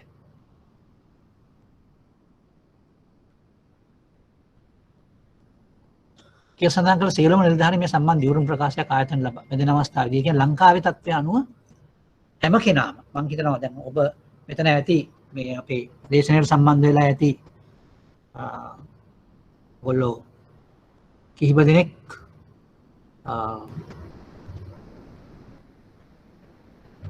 බැංකුවේ වැඩ කරන අය. ඔබ බැංකුවට බැඳෙන අවස්ථාවේදී මතක් කරලා බලන්න මෙවැනි දියුණු ප්‍රකාශයක් ලබා දුන්නද කියලා. මතක් කරලා බලන්න. ඔබ ඒක කරන්න ඇති අනිවාර්යයෙන්. ඒ කියන්නේ තරාතිර මොකක් වුණත් ඕනෑම සේවකයෙක් බැංකුවට බැඳෙනකොට අධ්‍යක්ෂ මණ්ඩල සමාජිකයෙක් පවා ඒ රහස්‍යභාවය පිළිබඳව දියුණු ප්‍රකාශය කරන්න ඕන. මොකද ඒක කරන්න කියලා කියන්නේ එහෙම දියුණු ප්‍රකාශයක් කරලා නොතිබුණොත් රහස්‍යභාවය කඩකිරීම සම්බන්ධයෙන් අපරාධ දඬුවමක් උන් ලබා දෙන්න බෑ. ඒ නිසා තමයි මේ අපරාධ දඬුවම ලබා දීම තමයි මේකේ අවශ්‍යතාවය. ලංකාවේ විතරයි මේක අපරාධ දඬුවමක් වෙන්නේ. වෙනත් රටවල් වල අපරාධ දඬුවමක් වෙන්නේ නැහැ. මේක වන්දිකවල බේරෙන්න පුළුවන් එකක්. අපරාධ දඬුවමක් නෙමෙයි. නමුත් ලංකාවේ ඒක දරුණුයි තත්ත්වය. දැන් මේ සම්බන්ධයෙන් ඉතාමත්ම වැදගත් තොරතුරු කියන්න පුළුවන්. හැබැයි ලංකාවේ මෙවැනි වැරද්දක් කරපු අවස්ථා ගැන අපිට අහන්න තියෙන අවස්ථාවල් බොහොම අඩුයි. ඒ රහස්‍යභාවය සම්බන්ධ බැංකු වලට විරුද්ධව කටයුතු කරපු අවස්ථාවල්. හැබැයි ඔබ කුඩා කාලයේදී හෝ තරමක් අවුරුදු 25කට 30කට වගේ 25කට වගේ ඉස්සර කොවැනි නඩු තීන්දුවක් ලංකාවේ ක්‍රියාත්මක වුණා. එහෙම නැත්නම් ලංකාවේ ඔය වගේ නඩුවක් තිබුණා. කාට හරි මතක තියෙනවා නම් මම කැමති දැනගන්න කවුරු හරි කෙනෙක් ඉන්නවද කියලා මේ නඩුව ගැන මතක කෙනෙක්. ඒක තමයි ලංකාවේ විභාග වෙච්ච එකම නඩුව රහස්‍යභාවය සම්බන්ධයෙන්. බැංකුවල රහස්‍යභාවය සම්බන්ධයෙන්. බලමු කවුරු හරි ඉන්නවද කියලා ඒක දන්න කෙනෙක්. ඒ නඩුව ගැන විස්තරي. නම කිව්වනම් හරි. නඩුවේ නම කිව්වනම්.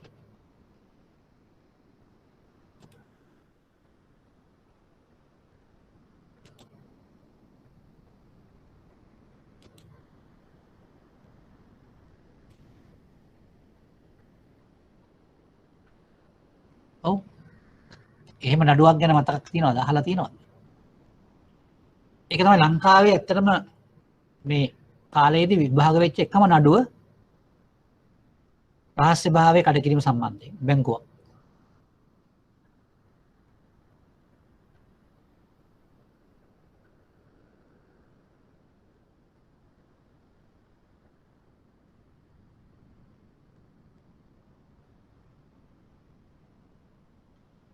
ඔව්.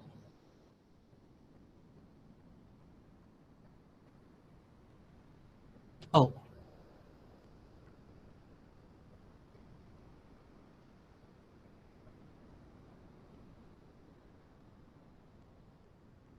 ඔව් කියන්න බලන්න දසිත්. ඔව් දසිත්.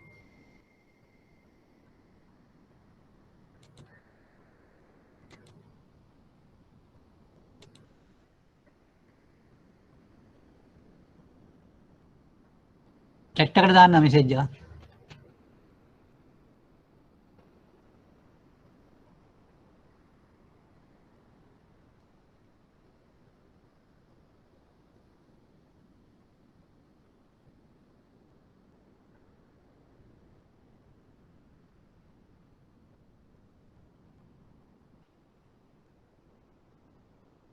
හොඳයි.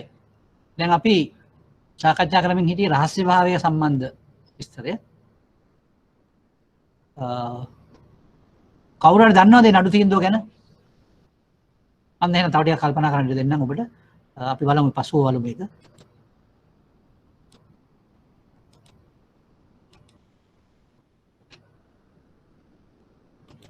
හොඳයි. දැන් අපි ඇත්තටම අද අපිට කතා කරන්න තියෙන මාතෘකාව යන්න ඉස්සෙල්ලා වාණිජ බැංකුවක් සම්බන්ධයෙන් අපිට තියෙන ඉතාමත්ම වැදගත් කර්තව්‍යයක් ගැන කතා කරන්න ඕන. ඒක තමයි ජංගම ගිණුම් පවත්වාගෙන යාම. මේ ජංගම ගිණුම් පවත්වාගෙන යාම කියන එකේදී මොකද තියෙන විශේෂත්වය? මම ඉස්සෙල්ලා කිව්වා මම මේක පටන් ගත්ත වෙලාවෙදිම කිව්වා ජංගම ගිණුම පවත්වාගෙන යනවා කියන අවස්ථාව. ඒක වැදගත් වෙන්නේ මුදල් මැවීම සම්බන්ධයෙන්. මොකද ජංගම ගිණුමක් කියන එකේ තියෙන විශේෂත්වය තමයි ජංගම ගිණුමක් අපිට පුළුවන් අයිරාගත කරන්න. අයිරාගත කරනවා කියන්නේ කුමක්ද? අයිරාගත කරනවා කියලා කියන්නේ අපිට ගනුදෙනුකරුවෙකුට හැකියාව ලබා දෙන්න පුළුවන් ඔහුගේ ගිණුමේ ශේෂයට වඩා වැඩි මුදලක්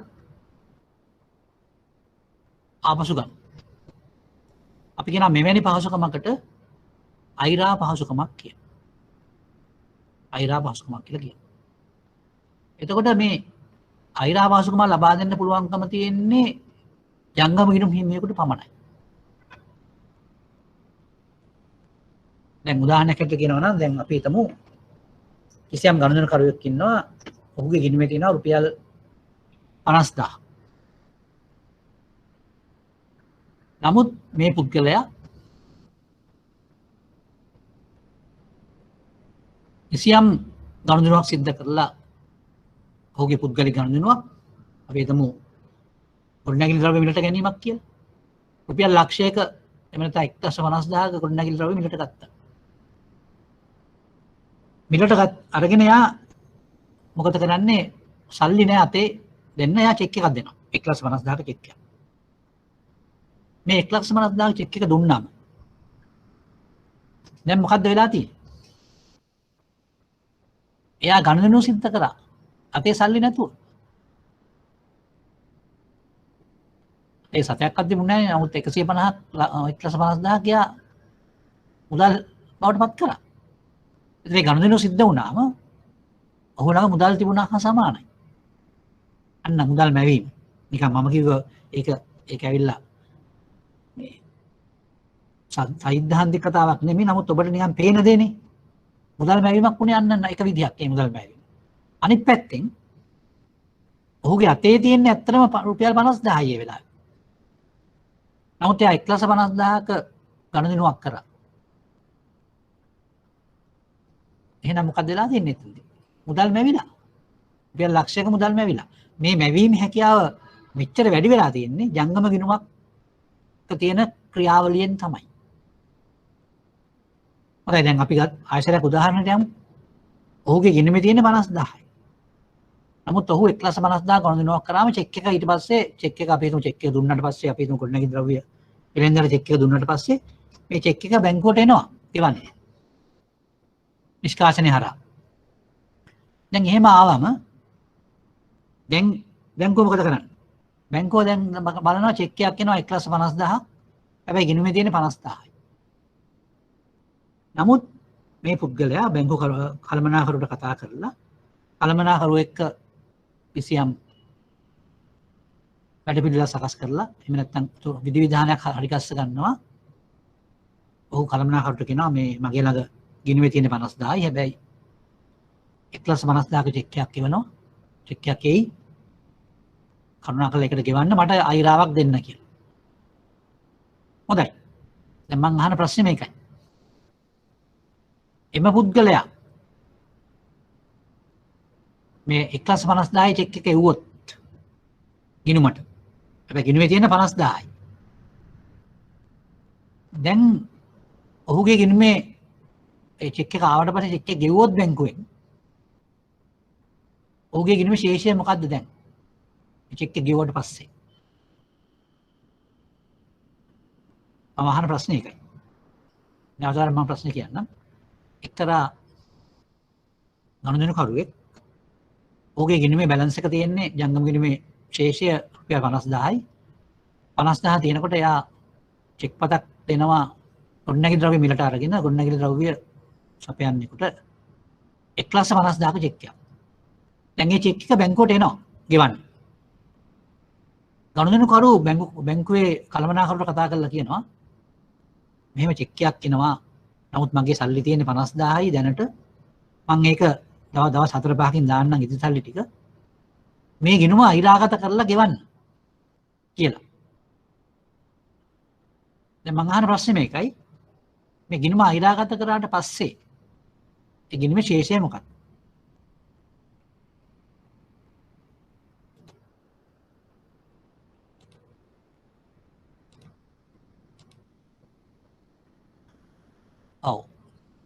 ඔව් හරි.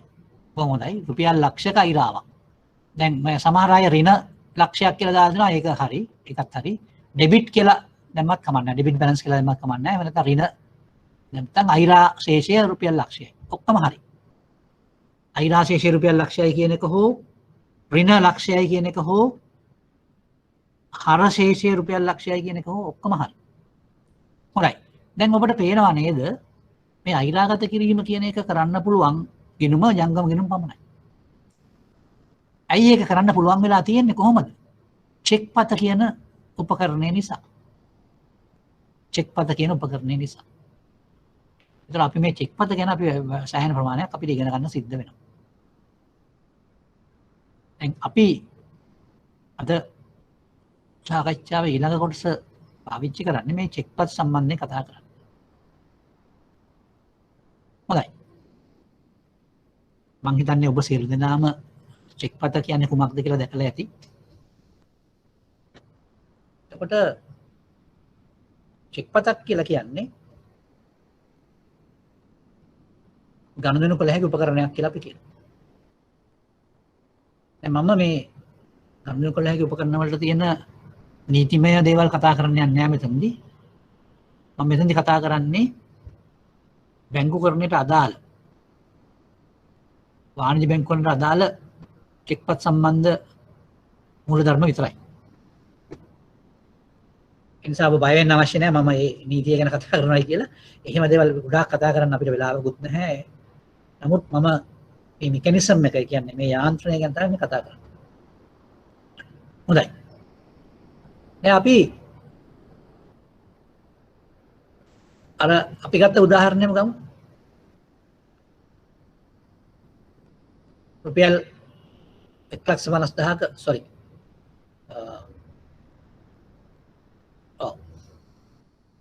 1,50,000ක චෙක් එක. දැන් ඔබ දන්නවා කවුරුත් මේ ගනුදෙනුකරුවන් ජංගම වෙනුම් පවත්වාගෙන යන්නේ තනි බැංකුවක නෙමෙයි. දැන් ලංකාවේ තියෙන වාණිජ බැංකු 24ක්. ඒ 24 ඕනම එකක ජංගම වෙනුම් පවත්වාගෙන යන්න පුළුවන්. දැන් එහෙම පවත්වාගෙන යනකොට අපි හිතමු දැන් අපි කතා කරපු උදාහරණෙම අපි කියමු. අපි කතා කරපු උදාහරණේ අපේ ගනුදෙනුකරු මොකද කළේ? ගොඩනැගිලි ද්‍රව්‍ය සපයන්නේ ළඟට ගිහිල්ලා ගොඩනැගිලි ද්‍රව්‍ය මිලට ගත්තා රුපියල් 1,50,000ක චෙක් එකක් දීලා. දැන් ගනුදෙනුකරු මම කියපු ගනුදෙනුකරුගේ ගිණුම තිබුණේ එක බැංකුවක. ඒ වගේම ගොඩනැගිලි ද්‍රව්‍ය සපයන්න ඔහුගේ බැංකුව වෙනත් බැංකුවක්. සමහර විට ඔහුගේ බැංකුව ගනුදෙනුකරුගේ බැංකුව වෙන්නත් පුළුවන් නමුත් නොවෙන්නත් පුළුවන්. අපි හිතමු මේක වෙනත් බැංකුවක් කියලා. අපි දැන් මෙතන කතා කරන්න පහසු වෙන හින්දා ABC කතාවක් නැතුව අපි බැංකු දෙකක නම් දෙකක්ම කියමු. වැරද්දක් නැහැ නේ ඒකට. හොඳයි අපි හිතමු මේ ගනුදෙනුකරු ජංගම ගිණුම් පවත්වාගෙන යන බැංකුව අපි හිතමු සම්පත් බැංකුව කියලා. ගනුදෙනුකරු. ඒතකොට ගොඩනැගිලි ද්‍රව්‍ය සපයන්න ගිණුම් පවත්වාගෙන යන බැංකුව අපි හිතමු මහජන බැංකුව කියලා.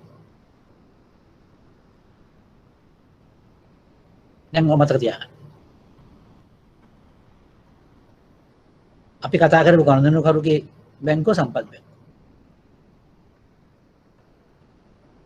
අපි කතා කරපු ගොඩනැගිලි ද්‍රව්‍ය සපයන්නගේ බැංකුව මහජන බැංකුව.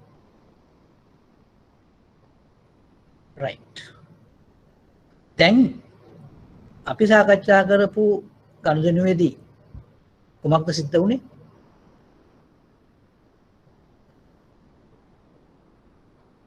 අපේ ගනුදෙනුකරු සම්පත් බැංකුවේ ගනුදෙනුකරු චෙක් පතක් දෙනවා ගොඩනැගිලි ද්‍රව්‍ය සපයන්නට 1,50,000ක චෙක් එකක්.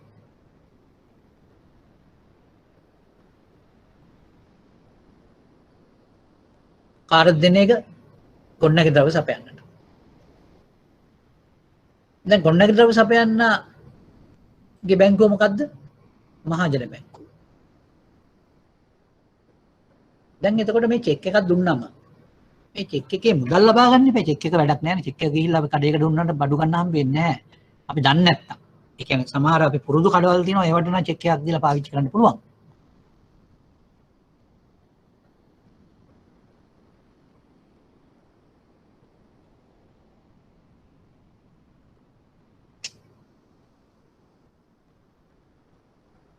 හොඳයි. දැන් එතකොට දැන් කොහොමද සිද්ධ වෙන්නේ? අපි හිතමු මේක සෙනසුරාදා දවස හරි දැන් සමහර බැංකු සෙනසුරාදා ඉරිදා තරලා තියෙනවානේ. එතකොට මේ චෙක් පත ගිහිල්ලා මේ ගොඩනැගිලි ද්‍රව්‍ය සපයන්නා විසින් තමන්ගේ බැංකුව තැන්පත් කරනවා. තමන්ගේ බැංකුව කියන්නේ මහජන බැංකුව. තමන්ගේ බැංකුව කියන්නේ මහජන බැංකුව. එතකොට මේ මහජන බැංකුවට මේ චෙක් එක යනකොට ඇත්තට මේක තැන්පත් කිරීමක් කරන්න. එතකොට දැන් මොකද්ද මේ තැන්පත් කරන මේ ගොඩනැගිලි ද්‍රව්‍ය සපයන්න මේක තැන්පත් කරන්න උකට මුදල් ලබා ගන්න. අපි කියන අය ලබා ගන්න කියන. චෙක් පත තැන්පත් කරන්න. එතකොට අපි මහජන බැංකුවට කියන්නේ ප්‍රෙස් කරන බැංකුව කියන. ප්‍රෙස් කරන බැංකුව. එතකොට මේ චෙක් එක කවුද දුන්නේ? අර ගනුදෙනුකරු සම්පත් බැංකුවේ ගනුදෙනුකරු. එයා තමයි මේ චෙක් එක දුන්නේ. එහෙනම් ගෙවන බැංකුව තමයි සම්පත් බැංකුව. මට ඒක කියලා දෙන්න ඕනකම තිබුණේ ඕනම චෙක් පතක් අපි නිෂ්කාශනයට දුන්නොත් එහෙම නැත්නම් තැන්පත් කරොත් කොහේ හරි බැංකුවක ඒ බැංකුවේ ගෙවන බැංකුවක් තියෙනවා ප්‍රෙස් කරන බැංකුව තියෙනවා. ඒ වගේම ඔබ අහලා ඇති කවුරුත් අහලා ඇති චෙක් පතක රේඛනය කියලා එකක් තියෙනවා. ප්‍රොසින් එක. චෙක් පතක රේඛනයක් කරලා නැත්තම් රැගෙන යන්නාට කියලා චෙක් එකක් තියෙනවා නම් බෙයාර කියලා චෙක් එකක් තියෙනවා නම් ඒ චෙක් එක අපිට කවුන්ටර් එකට ගිහිල්ලා අදාළ බැංකුවේ කවුන්ටරේට ගිහලා සල්ලි ආපහු ගන්න පුළුවන්. ඒ චෙක් එක අතේ තියෙන පුද්ගලයාට. ඒක රේඛනය කරේ නැත්තම්. චෙක් එක රේඛනය කළොත් මොකද වෙන්නේ? ඒක ගිණුමකට තැන්පත් කිරීමට සිද්ධ වෙනවා. ඒක ගිහිල්ලා අපිට කවුන්ටරේට ඉදිරිපත් කරලා සල්ලි ගන්න හම්බෙන්නේ නැහැ. දැන් මේ මම කියපු උදාහරණයේදී මේ පුද්ගලයා කවුද? අපේ ගනුදෙනුකරු. චෙක් එක රේඛනය කරා. රේඛනය කළා තමයි අර ගොඩනැගිලි ද්‍රව්‍ය සපයන්නට දුන්නේ. අපි හිතමු යා රේඛනය නොකළා නම් රේඛනය කරේ නැත්තම් ගොඩනැගිලි ද්‍රව්‍ය සපයන්නට ගොඩනැගිලි ද්‍රව්‍ය සපයන්න මොකද කරන්නේ? එයායි චෙක් එක අරන් ගිහිල්ලා සම්පත් බැංකුවට සම්පත් බැංකුවෙන් ඔහු මුදල් ගන්නවා. එහෙම කරන්න පුළුවන්. නමුත් එහෙම කරන්න බැරි වුණේ මොකද? මේ චෙක් පත රේඛනය කරලා තිබිච්ච හින්දා. රේඛනය කරපු චෙක් එකකට කවුන්ටරේ හරහා මුදල් ගෙවන්නේ නැහැ. රේඛනය කරපු චෙක් එකකට මුදල් ගෙවන්නේ බැංකු ගිණුමකට පමණයි. ඒ නිසා ඔහුට සිද්ධ වුණා අර ගොඩනැගිලි ද්‍රව්‍ය සපයන්නට සිද්ධ වුණා තමන්ගේ බැංකු ගිණුමට ගිහිල්ලා මේක තැන්පත් කරන්න. හොඳයි. දැන් මම අහනවා පොඩි ප්‍රශ්නයක්. අපේ උදාහරණයේදී රැස් කරන බැංකුව මොකක්ද? ගෙවන බැංකුව මොකක්ද?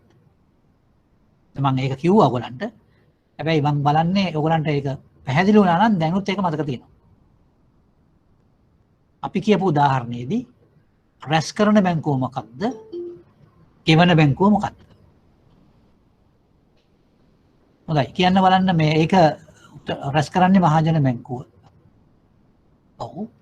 ගෙවන බැංකුව සම්පත් බැංකුව. බොහොම හොඳයි. හරි. ඒ ගැන ඔබ මේ ගැන පැහැදිලි වීමක් තියෙනවා. ඒකම තව දෙයක් අපිට කියන්න ඕන රේඛනය කිරීම සහ නොකිරීම සම්බන්ධයෙන්. මේ රේඛනය කියන එක මම නීතිය පැත්තට යන්නේ නැතුව නිකන් කියන්නම්. මේ රේඛනය ඇත්තටම හඳුන්වලා දීලා තියෙන්නේ චෙක් පතක් ආරක්ෂාව වෙනුවෙන්. මොකද ඒක වෙනත් අනවශ්‍ය කෙනෙකුට එහෙම නැත්නම් ඒකට අයිතියක් නැති පුද්ගලයෙකුට හිමිවීම වැළැක්වීම තමයි චෙක් පදක් හැමතිස්සෙම රේඛනය කිරීමේ අවශ්‍යතාවය. ඇත්තට මේ රේඛනය තියෙන වර්ග දෙකක්. සාමාන්‍ය රේඛනය කියලා එකක් තියෙනවා, විශේෂ රේඛනය කියලා තව එකක් තියෙනවා. ඒ කියන්නේ general crossing and special crossing. සාමාන්‍ය රේඛනය කියලා කියන්නේ අපි දන්නවා සමහරක් වෙලාවට අපි දැකලා තියෙනවා රේඛනය කරලා ගහලා තියෙනවා not negotiable කියලා. එහෙම නැත්නම් ගනුදෙනු කළ නොහැක කියලා. එහෙම නැත්නම් සමහරවල් තියෙනවා account pay only. ආදායකයා ගිණුමට පමණයි. ඔය වගේ එක එක විදිහේ දේවල් crossing එක ඇතුලේ සඳහන් වෙන වෙලාවල් තියෙනවා. and company කියලා තියෙන වෙලාවල් තියෙනවා. මේ මොන විදියට තිබුණා? එවැනි crossing එකක් අපි හඳුන්වන්නේ සාමාන්‍ය රේඛනයක් හැටියට. general crossing එකක් හැටියට.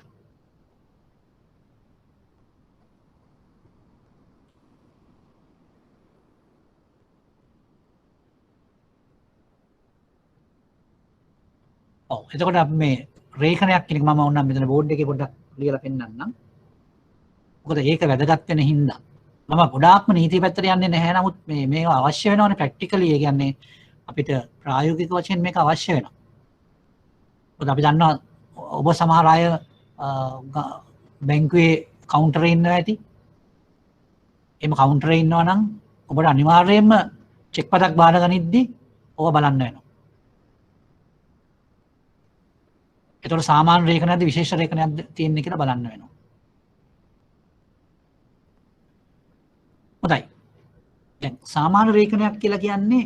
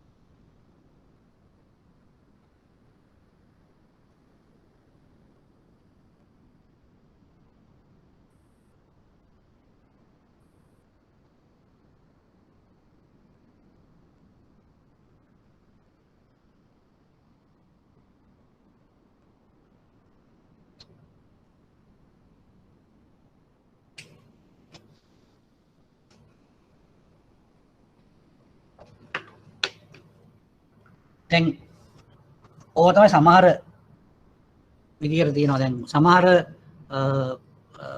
රේඛන තියෙනවා කිසිම දෙයක් ලියලා නැහැ. සමහර රේඛන තියෙනවා ඒක ඇතුළේ ලියලා තියෙනවා ගණදෙනු කළ නොහැක කියලා. සමහර රේඛන තියෙනවා ඒකේ ලියලා තියෙනවා ආදායකයාගේ ගිණුමට පමණයි කියලා. දැන් එහෙමනම් අපි මේ වචන දැනගන්න ඕනේ. දැන් අපි චෙක් පතක් එහා බැලුවම අපිට මේ වචන ගැන කල්පනා කරන්න පුළුවන් වෙන්න ඕන. දැන් චෙක් එකක් කවුද නිකුත් කරන්නේ? ජංගම ගිණුම් හිමියෙක්. තමයි චෙක් එක නිකුත් කරන්නේ. ඒකට ඒ අස්සම් කරනවානේ චෙක් එකේ.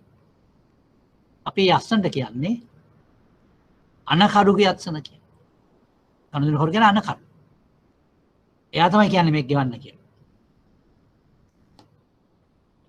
එතකොට කාටද යාන කරන්නේ? එයාගේ බැංකුවට. එතකොට එයාගේ බැංකුව තමයි අන ලදු. අන ලදු. දැන් අපේ උදාහරණයේදී අනකරු කවුද? අපේ උදාහරණේ අනකරු කවුද? අර ගනුදෙනු කරු. අන ලදු කවුද? අන ලදු කවුද? අපේ උදාහරණයේදී සම්පත් බැංකුව. හරි. අන ලදු සම්පත් බැංකුව. අපි මේක ඉංග්‍රීසියෙන් කියනවා නම් අන කරුට කියන්නේ ඩ්‍රෝවර්. බැංකුවට අන ලදුට කියන්නේ ඩ්‍රෝවී. DRAWER ඩ්‍රෝවර් අනිත් එක ඩ්‍රෝවී. ඩ්‍රෝවී කියන්නේ අන ලදු. දැන් චෙක් එක සම්බන්ධයෙන් අන ලදු වෙන්නේ හැමතිස්සෙම බැංකුවක්. අන කරු වෙන්නේ හැමතිස්සෙම ජංගම ගිණුම් හිමියෙක්.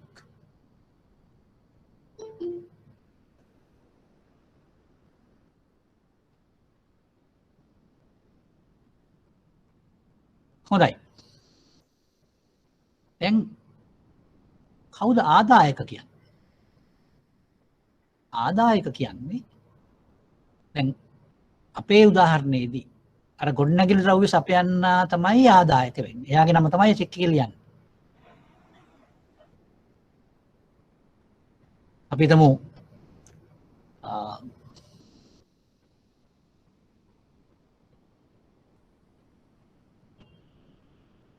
සරත් ගොඩනැගිලි ද්‍රව්‍ය සපයන්නෝ කියලා. එතකොට සරත් ගොඩනැගිලි ද්‍රව්‍ය සපයන්නෝ කියන නම තමයි අර චෙක් එකේ ලියවෙන්නේ. ඒක තමයි ආදායක. සරත් ගොඩනැගිලි ද්‍රව්‍ය සපයන්නන්ට හෝ රැගෙන එන්නාට ගෙවන්න කියලා තමයි ඒකේ චෙක් එකේ ලියවෙන්නේ. කීයක්ද? රුපියල් 1,50,000.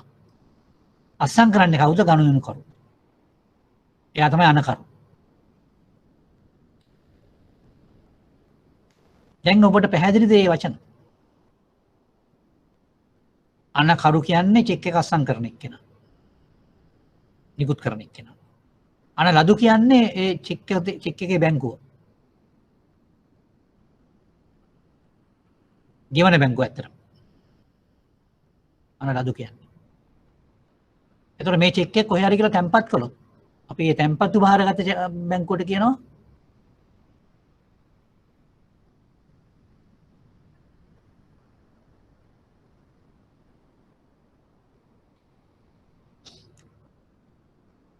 රැස් කරන බැංකුව කියලා.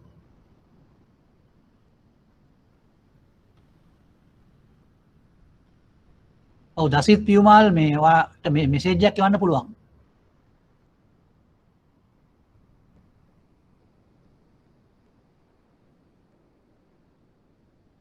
මෙසේජ් එකක් එවන්න.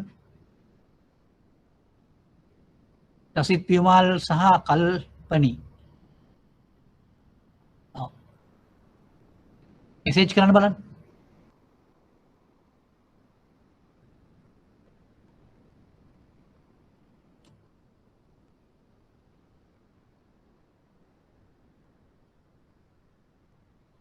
ඔව් කල්පනී එවන්න මෙසේජ් එක.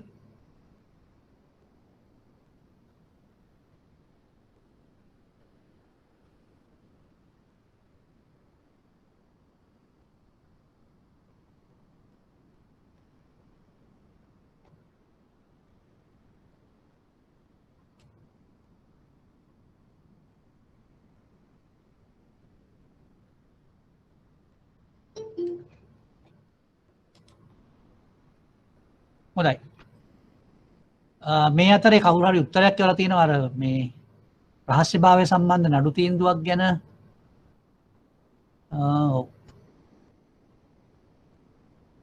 People's Bank versus Newland Merchant. මේක මම හිතන්නේ පස්සේ ආපු එකක්. හැබැයි ඉතාමත්ම ප්‍රසිද්ධ නඩු තීන්දුවක් තියෙනවා. ඒකයි මම බලාපොරොත්තු වෙන්නේ.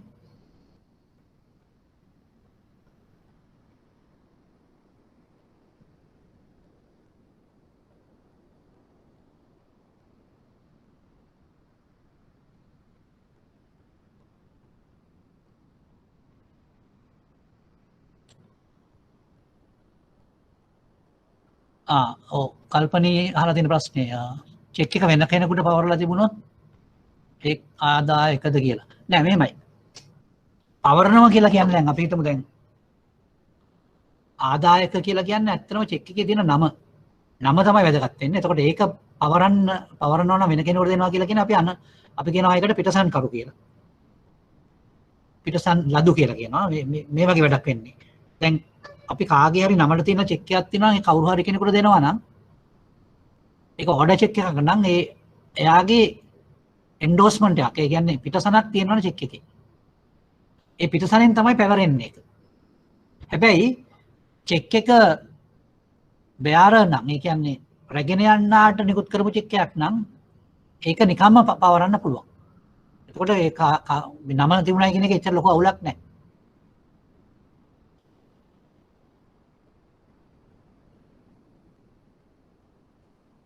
මම හිතනවා පැහැදිලි ඇති කියලා කතාව. පැවරෙනවා කියලා කියන්නේ දැන් පැවරෙනවා නම් එහෙම නමක් ඒක ආදායකය වෙන්නේ නැහැ. ආදායකය කියලා කියන්නේ අපි එකයි. ඒක වෙනස් කරන්න බෑ. අපිට කාට පැවරුවත් ආදායකය කියලා කියන්නේ අර චෙක් එකේ තියෙන නම. ඒක තමයි ආදායකය කියලා කියන්නේ. ඔව් මේ කිරුණි අහලා කියන එක ටූනිය versus National Provincial Bank කියන එක ඒක හරි. ඒක ඇවිල්ලා ඒක ඉංග්‍රීසි එකක් නේ. ඒක මේ ලංකාවේ එකක් නෙමෙයිනේ. මං අහන්නේ ලංකාවේ. ලංකාවේ ඇත්තටම මම හිතන්නේ ඔබ දන්නවා ඇති කියලා. මේ ඉතාමත් ප්‍රසිද්ධ නඩු තීන්දුවක් ඒක. මේ නඩු තීන්දුව ප්‍රසිද්ධ වුණාද කියලා මම දන්නේ නැහැ. නමුත් එතන ඉතාම ප්‍රසිද්ධ පුද්ගලයා තමයි ඒකේ හිටියේ. මහජන බැංකුව ඉදිරිව ගාමිණී වංශයක. ඒක තමයි නඩු තීන්දුව. මහජන බැංකුව ඉදිරිව Gamini වංශයක. Gamini වංශයක versus People's Bank. එතකොට මේ නඩු තීන්දුව ඇත්තටම මහජන බැංකුවට විරුද්ධව තමයි මේ නඩු තීන්දුව දුන්නේ. ඒ වුණාට ඒක ඇවිල්ලා ඒ කියන්නේ මම වැඩි විස්තර කතා කරන්න අවශ්‍ය නැහැ. මට කියන්න ඕනකම දුන්නේ ලංකාවේ ඇත්තටම ප්‍රසිද්ධ වෙච්ච නඩු තීන්දුවක් කියලා තියෙන ওই රහස්‍යභාවය සම්බන්ධයෙන් මේක තමයි දැනට.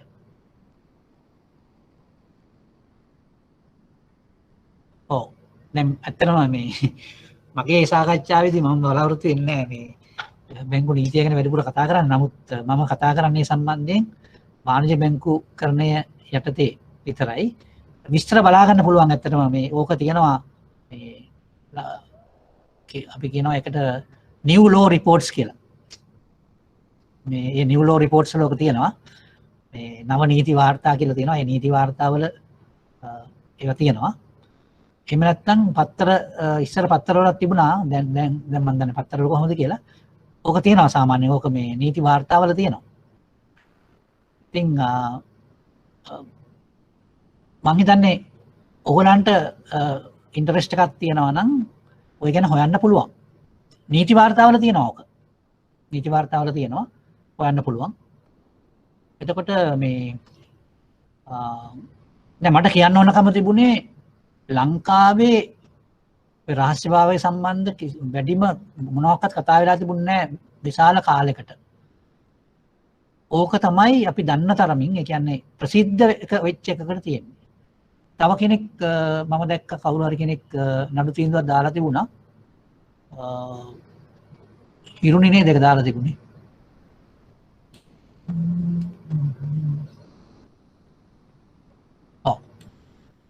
People's Bank versus Newland Merchant Limited. මේක නම් මට නම් මතකක් නැහැ. හැබැයි බලන්න මම ඒක බලන්න සමාට ඔයා කියන එක හරි ඇති. නමුත් මම බලාපොරොත්තුනේ අර ප්‍රසිද්ධ එක ගැන මම බලාපොරොත්තුනේ. ඒ මම කියපු එක තමයි People's Bank versus ගාමිණී වංශයක. දන්නවනේ කවුද කියලා ගාමිණී වංශයක කියන්නේ ඇත්තටම ලංකාවේ හිටපු ඉතාමත් මිහිල ගනේ නළුවෙක්. ගාමිණී හොන්සේක ඒ වගේම ඔහු ශ්‍රී ලංකාවේ කතානායකවරයෙක් වශයෙන් කටයුතු කළා පාර්ලිමේන්තුවේ. හොඳයි. මේවා අපි කතා කරන්නේ අර වැඩිදුර විස්තර වලට. හොඳයි. දැන් අපි කතා කරමින් සිටියේ මේ චෙක්පත් සම්බන්ධයෙන්. එතකොට මම මෙතන උනම් චෙක්පතක් ඇඳලා මට පෙන්වන්න පුළුවන් එක එක නම් වලින් දිනය තියෙනවා, අස්සන තියෙනවා, ඊළඟට amount එක කියන්නේ ගණන ඉලක්කමෙන් තියෙනවා, අකුරෙන් තියෙනවා. ඔකනේ සාමාන්‍ය චෙක් එකක තියෙන ස්වභාවය. ඒතර චෙක් එක අනලදු බැංකුවක් නම් කරලා තියෙනවා. එහෙම තමයි තියෙන්නේ. හොඳයි. මම දැන් චෙක් එකක් මෙතන අඳිනවා බෝඩ් එකේ. දැන් ඔබට එතකොට කියන්න වෙනවා මේ චෙක් එකේ අනකරු කවුද? අනලදු කවුද? ආදායක කවුද? කියන එක කියන්න වෙනවා. ඒ වගේම තව අපි කතා කරගෙන ගියා ක්‍රොසින් ගැන, ඒ කියන්නේ රේඛනයක් ගැන. දැන් අපි කිව්වා රේඛනයක්. දැන් මම මේ බෝඩ් එකේ දාලා තියෙන රේඛනය ගැන කල්පනා කරලා බැලුවොත් මේ රේඛනය මම තුනක් පෙන්නලා තියෙනවා. එකක් තියෙනවා බ්ලැන්ක්. ඒ කියන්නේ මුකුත් නැහැ. නමුත් ඉරි දෙක විතරයි තියෙන්නේ. අපි ඒකත් රේඛනයක්. ක්‍රොසින් එකක් තමයි. ජෙනරල් ක්‍රොසින් එකක් තමයි ඒක. අනිත් එකේ තියෙනවා ගනුදෙනු කළ නොහැක කියලා. ඒකත් රේඛනයක්. තව අනිත් එකේ තියෙනවා ආදායකයෙකුගේ ගිණුමට පමණයි කියලා. මොකක්ද ආදායක ගිණුමට පමණයි කියන්නේ? ඒ චෙක් පත තැන්පත් කරන්න පුළුවන් වෙන්නේ ඒ චෙක් එකේ දාලා තියෙන ආදායකගේ නම තියෙන ගිණුමට විතරයි. ඒක තමයි ආදායක ගිණුමට පමණයි කියලා කියන්නේ. ඊළඟට ගනුදෙනු කළ නොහැක කියලා කියන්නේ මොකක්ද? අන්න ඒක වැදගත් කතාවක්. දැන් චෙක් එකක් කියලා කියන්නේ සාමාන්‍යයෙන් ගනුදෙනු කරන්න පුළුවන් එකක්. චෙක් එකක් කියලා කියන්නේ. ඔයගොල්ලෝ මම හිතන්නේ බැංකු නීතිය යටතේ ඉගෙන ගන්න දෙයක් තියෙනවා ගනුදෙනු කළ හැකි උපකරණ කියලා. negotiable instruments කියලා ඉංග්‍රීසියෙන් කියනවා. ගනුදෙනු කළ හැකි උපකරණ. ඒ ගනුදෙනු කළ හැකි උපකරණ කියන ඒවා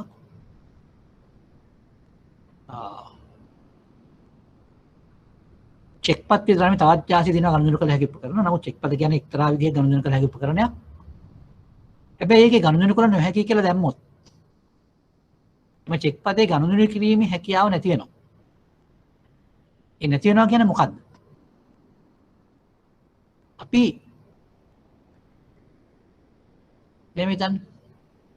දැන් මම කිසියම් සේවාවක් කළා කෙනෙක්ගේ මුදලක් ලබා ගන්න වෙනවා, චෙක් එකක් ලබා ගන්න. එතකොට මට තමයි චෙක් එක දෙන්නේ. එතකොට මගේ නමින් හැබැයි ඒක රැගෙන යන්නාට ගන්න පුළුවන් විදිහට දෙනවා. රුපියල් 10000ක් කියමුකෝ. එතකොට මම ඒ චෙක් එක ගන්නවා. එතකොට මට අයිති ඒ චෙක් එක. හැබැයි කෙනෙක් මගෙන් හොරා ගන්නවා ඒ චෙක් එක. එතකොට එයාට අයිතියක් නැහැනේ. ඒ වුණාට එයා ඒ චෙක් එක අරගෙන ගිහිල්ලා බැංකුවට ගිහිල්ලා දුන්නොත් බැංකුවෙන් යන සල්ලි ගත්තා. ක්‍රොස් කරලා නැත්තම්. හරි? ක්‍රොස් කරලා නැත්තම්. ඒ වගේම අපි හිතමු දැන් මේ ගනුදෙනු කළ හැකි කතාවක් කියන්න ගියාම අපිට ගොඩක් දේවල් කතා කරන්න වෙනවා. ඒක මම මේ කියන්න හදන්නේ ඒක. දැන් ඕගොල්ලෝ සමහරවිට ওই ප්‍රශ්නේ මතුවලා ඇති ඕගලන්ට. මේ ගනුදෙනු කළ නොහැක කියන්නේ මොකද කියලා දාන එකේ මොකද ප්‍රශ්නේ කියලා. දැන් අපි යම්කිසි දෙයක් අපිට ලැබුණාම අපි යම්කිසි අගයක් දීලා නම් ඒක ලබා ගත්තේ අපිට අයිතියක් එනවා ඒකේ. හැබැයි සමහර වෙලාවල් තියෙනවා අපි අගයක් දීලා ලබා ගත්තත් අපිට අයිතියක් හැම් වෙන්නේ නැහැ යම්කිසි දෙයක. ඒ අපි ලබාගත් දේ ගණනය කළ හැකි බවෙන් තොරණ. ඒක තමයි චෙක් එක ආරක්ෂාවට තමයි ඔය ගණනය කළ නොහැක කියන රේඛනය යොදන්නේ. ඔය රේඛනය යොදලා තිබුණොත් මොකද වෙන්නේ හේතුව මේකයි කියන්නේ. හදිස්සිය අපි හිතමු ඔය චෙක් එක මට අයිති වුණා. මට යුතුයි ඒ චෙක් එක ලැබෙන්න. නමුත් අර ගත්ත පුද්ගලයා හොරෙන් ගත්ත චෙක් එකක් නම් ඒක. මට ඒකේ අයිතිය ලැබෙන්නෙත් නැහැ. මම සල්ලි දීලා ගත්තා. ඒක තමයි ගනුදෙනු කරන්න නොහැක කියලා දැම්මම තියෙන ප්‍රශ්නේ. ඒ නිසා ගනුදෙනු කරන්න නොහැක කියලා තියෙන චෙක් එකක් අපි ගන්නවා නම් වටිනාකමක් වෙනුවෙන් අපි පරිස්සම් වෙන්න ඕන. අපි හොඳටම දැනගන්න ඕන අපෙන් ඉස්සෙල්ලා හිටපු අය චෙක් එක අයිතිකාරය අයිතිය තිබිච්ච අයට ඒ චෙක් එක සම්බන්ධ හොඳ අයිතියක් තියෙනවා. ඒක හොරෙන් ගත්ත එකක් නෙමෙයි කියලා. ඒක අපිට දැනුමක් තියෙනවා නම් අපි ඒ ගනුදෙනු කරන්න නොහැක කියලා චෙක් මේ රේඛන තිබුණාට ගත්තට කමක් නැහැ. එහෙම නැත්තම් වෙන්නේ අපි සල්ලි දීලා ඒ චෙක් එක ගත්තත් අපිට චෙක් එක අයිති නැති වෙන්න පුළුවන්. ගනුදෙනු කරන්න නොහැක කියලා තිබුණා. ඒ අපිට චෙක් එක දුන්න එක්කෙනා ඒක හොරෙන් අරගෙන දුන්න එකක් නම් අපිටත් ඒ අයිතිය ඇති වෙන්නේ නැහැ. දැන් මම මේක උදාහරණයක් හැටියට පැහැදිලි කරනවා මේ විදිහට. අපි හිතමු කවුරු හරි කෙනෙක්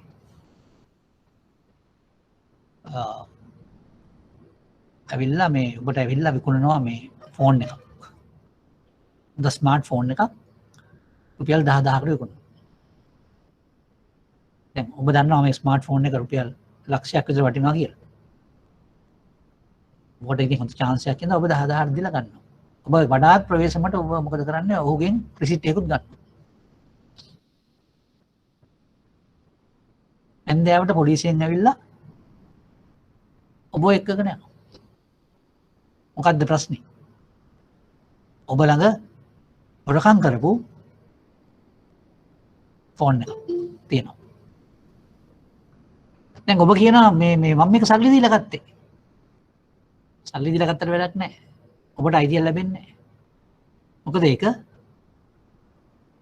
අයිතිය ලැබෙන්නේ නැත්තේ? ගනුදෙනු කරලා උපකරණයක් නෙමෙයි ඒක.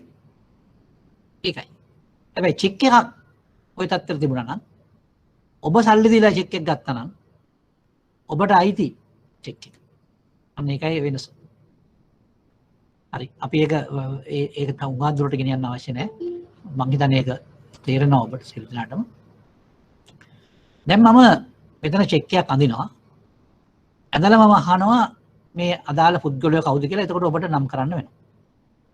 හොඳයි. මම මේ චෙක් එක අඳිනවා දැන් මෙතන.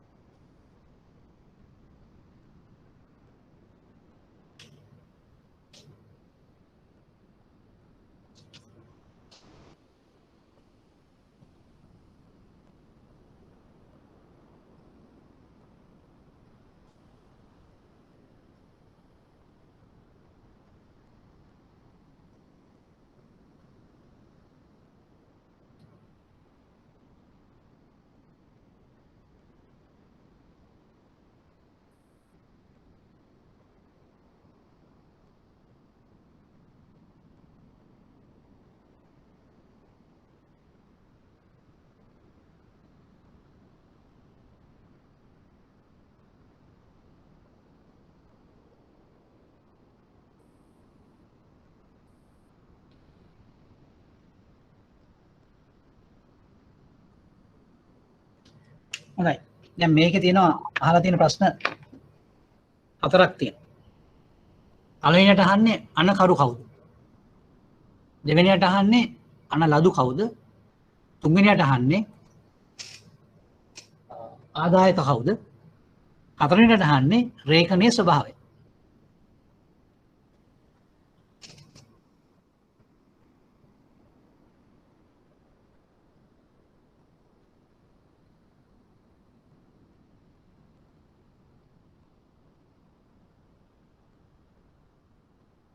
ඔව් දැන් ඔබ අනකරු කියන්නේ අනිල්. ඔව් හරි. ඔව් හුඟක් අය උත්තර ලියලා දෙනවා හරියට. ඔව් රේඛනය සාමාන්‍ය රේඛනයක්. මතක තියාගන්න දැන් ඔබ අනලදු කියලා කියනකොට මේ දැන් මෙතන ශාඛාවක් දීලා තියෙන හින්දා ඒ ශාඛාවත් එක්කම දෙන්න ඕන. ඒකට අනලදු කියන්නේ ලංකා බැංකුව නුගේගොඩ. අනකරු කියන්නේ අනිල් ජයරත්න. රේඛනය සාමාන්‍ය රේඛනයක්.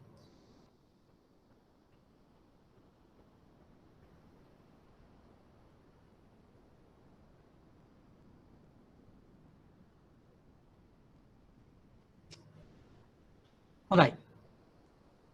දැන් ඔබට කියන ඉංග්‍රීසි වචන ටිකත් මම ඒක ඉදිරියෙන්ම දාන්නම්. ඔබට ඒකට ඉංග්‍රීසි වචනත් පැහැදිලි වෙනවා.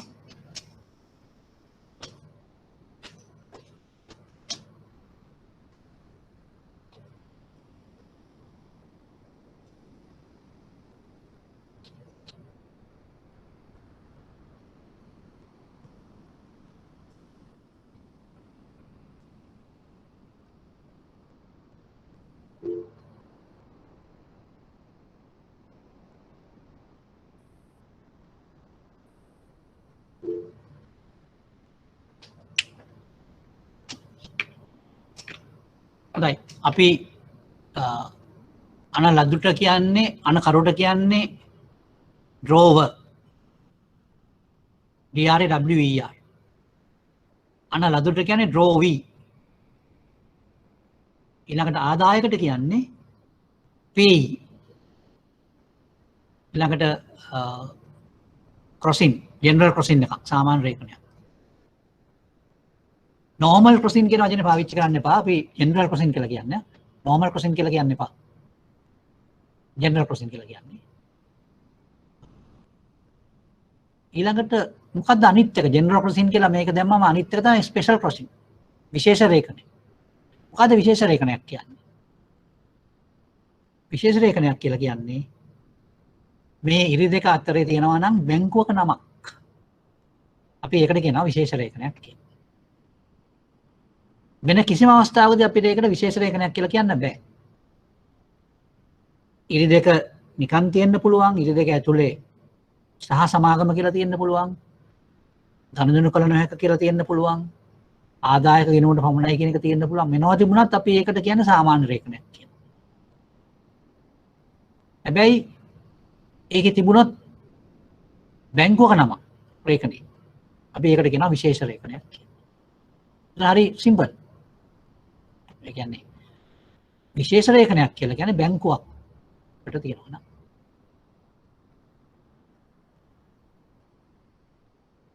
දැන් ඒක තමයි ඔබ දැකලා ඇති මම දන්නේ ඔබ කවුන්ටර් එක වගේ ඉන්නවා නම් ඔබට හොඳටම දන්නවා ඇති. මොකද අපි කරන්නේ චෙක් එකක් ගත්ත ගමන් ප්‍රොසෙස් ස්ටෑම්ප් එක ගන්නවානේ. ප්‍රොසෙස් ස්ටෑම්ප් එක ගන්නවා. ඇයි ඒ? අපි ඒක විශේෂ රේඛනයක් කරගන්නවා. එතකොට ඒක රැස් කරන්න පුළුවන් වෙන්නේ අපේ බැංකුවට සහ අපේ ශාඛාවට විතරයි.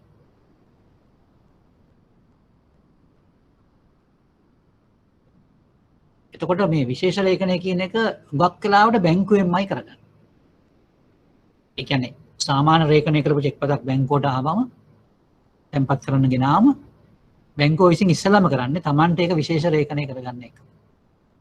මොකද ඒකට හේතුව ඒක බැංකුව ඇතුලේ ආරක්ෂා වෙනවා. ඒක තමයි විශේෂ රේඛනයක් කිරීමේ පරමාර්ථය. හොඳයි. දැන් අපි අද සාකච්ඡා කළේ අරමුදල් පාදක සේවාවන් ගාස්තු පාදක සේවාවන් තුලින් කොහොමද බැංකුවක සේවාවන් පවත්වගෙන යන්නේ සහ ඒවයේ තියෙන නොයෙකුත් සේවාවන් අපි කොහොමද ක්ලැසිෆයි කරන්නේ වර්ගීකරණය කරන්නේ කියලා. ඒ වගේම අපි බැංකු කටයුතු වලදී ගත්තම ජංගම ගණුම් තියෙන එක නිසා තමයි අපිට වාණිජ බැංකුවක් කියන එක වෙනම වෙන් කරලා අඳුර ගන්න පුළුවන් වෙලා තියෙන්නේ. ඒ එහෙමනම් මේ චෙක් පත තමයි මේකට තියෙන ප්‍රධානම උපකරණය. අපි මේ චෙක් පත ගැන තමයි දැන් අපි සාකච්ඡා කරගෙන යන්නේ. ඒ වගේම නිෂ්කාශනය කියන ක්‍රියාවලිය ගැන අපි සාකච්ඡා කරනවා. නිෂ්කාශන ක්‍රියාවලිය ගැන. ඒ වගේම මම බලාපොරොත්තු වෙනවා ඔබට ප්‍රායෝගික දැනුමක් මේ සම්බන්ධව ලබා දෙන්න. එතකොට නෝට් එක තියෙනවා. එක නෝට් එකක් තියෙනවා මේ ගැන මේ මොකක්ද? නිෂ්කාශනය ගැන නෝට් එකක් තියෙනවා. ඒ නෝට් එක ඔබට එවයි. මම මේ නෝට් එක තාම මෙතන විස්තර කරන්න ගත්තේ නැහැ. ඒ ගත්තේ නැත්තේ ඔබට මේ මූලික කාරණාවල් ටික කියන්නේ නැතුව ඒක අන්න එක තේරුමක් නැති නිසා මම දැන් ඕන පෙන්නන්නම් ඔබට ඒ සටහන මොකද්ද කියලා.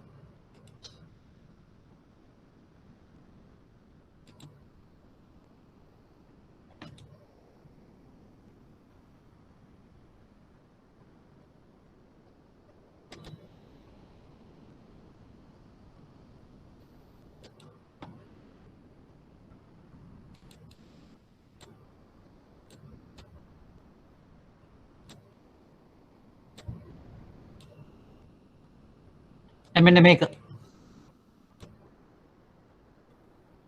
ඔබට කියව ගන්න පුළුවන්. මේක මම දෙනවා නෝට් එකක් හැටියට. හැබැයි අපි ඊළඟ සතියේදී මේ ගැන තවත් විස්තර කතා කරමු.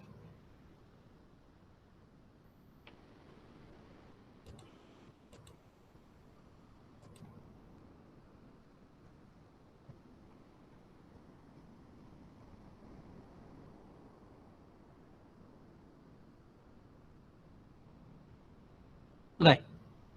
එhmenan අපිට මොනවත් ඔබට විශේෂ ප්‍රශ්නයක් තියෙනවා නම් අහන්න පුළුවන්. මම අර ඔබෙන් අහපු අර නඩු තීන්දුව සම්බන්ධයෙන් ඔබට විස්තර ලබා ගන්න පුළුවන් වෙයි එකෙන්. ඒ සම්බන්ධයෙන් මම කිව්ව විදිහට ගියොත් නව නීති වාර්තා වලින් පුළුවන් බලා ගන්න. එහෙම නැත්නම් ඕනම ලයිබ්‍රරි එකක ඒ නීති වාර්තා වලට ගියොත් අපිට බලා ගන්න පුළුවන් ඔය කියන නඩු තීන්දුව.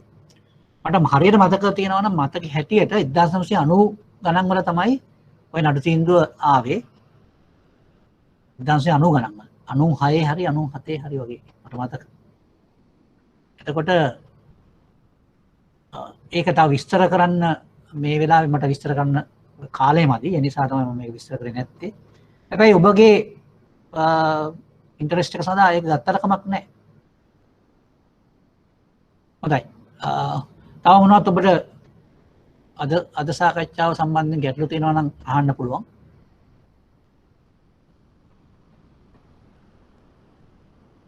ඔව්. උපනිදාන කරු කියලා කියන්නේ දැන් මේව හිතන්නකෝ. ඔබ ගන්නවා බැංකුවකින් ගන්නවා සේෆ් ලොකර් එකක්. දැන් මේ සේෆ් ලොකර් එක ඔබ ගන්නකොට ඔබ තමයි උපනිදාන කරු. උපනිදාන ලාභී වෙන්නේ බැංකුව. උපනිදාන කරු කියන්නේ ඔබ. එතකොට අපි ඉංග්‍රීසියෙන් කියනවා බේලර්. BAILOR බේලර්.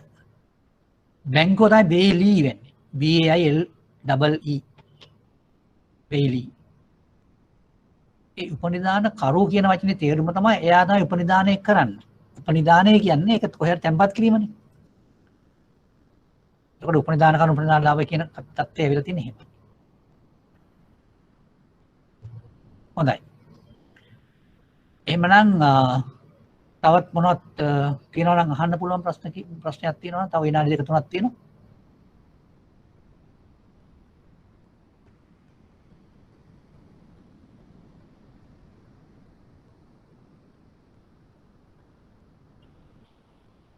and raise කරලා තිබුණා කීප දෙන්නෙක් විතර මේ මම හැබැයි ඒගොල්ලන්ට කිව්වා මේ මෙසේජ් එකක් එවන්න කියලා. හැබැයි මෙසේජ් එකක් නම් එවලා තිබුණේ නැහැ.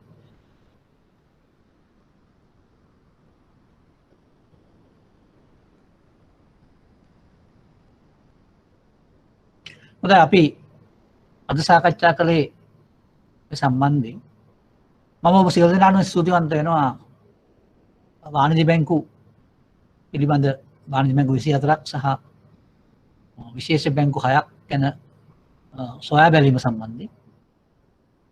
ඒ වගේම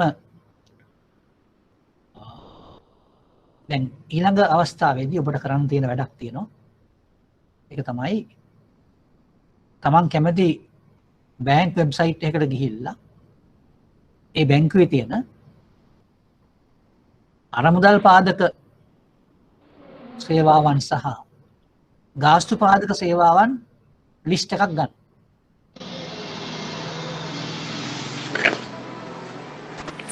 ඔව්.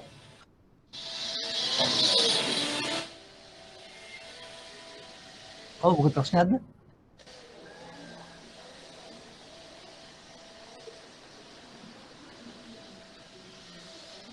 හොඳයි එහෙනම් අපිට ඊළඟ සතියේදී ඔබට කරන්න තියෙන වැඩේ එකයි.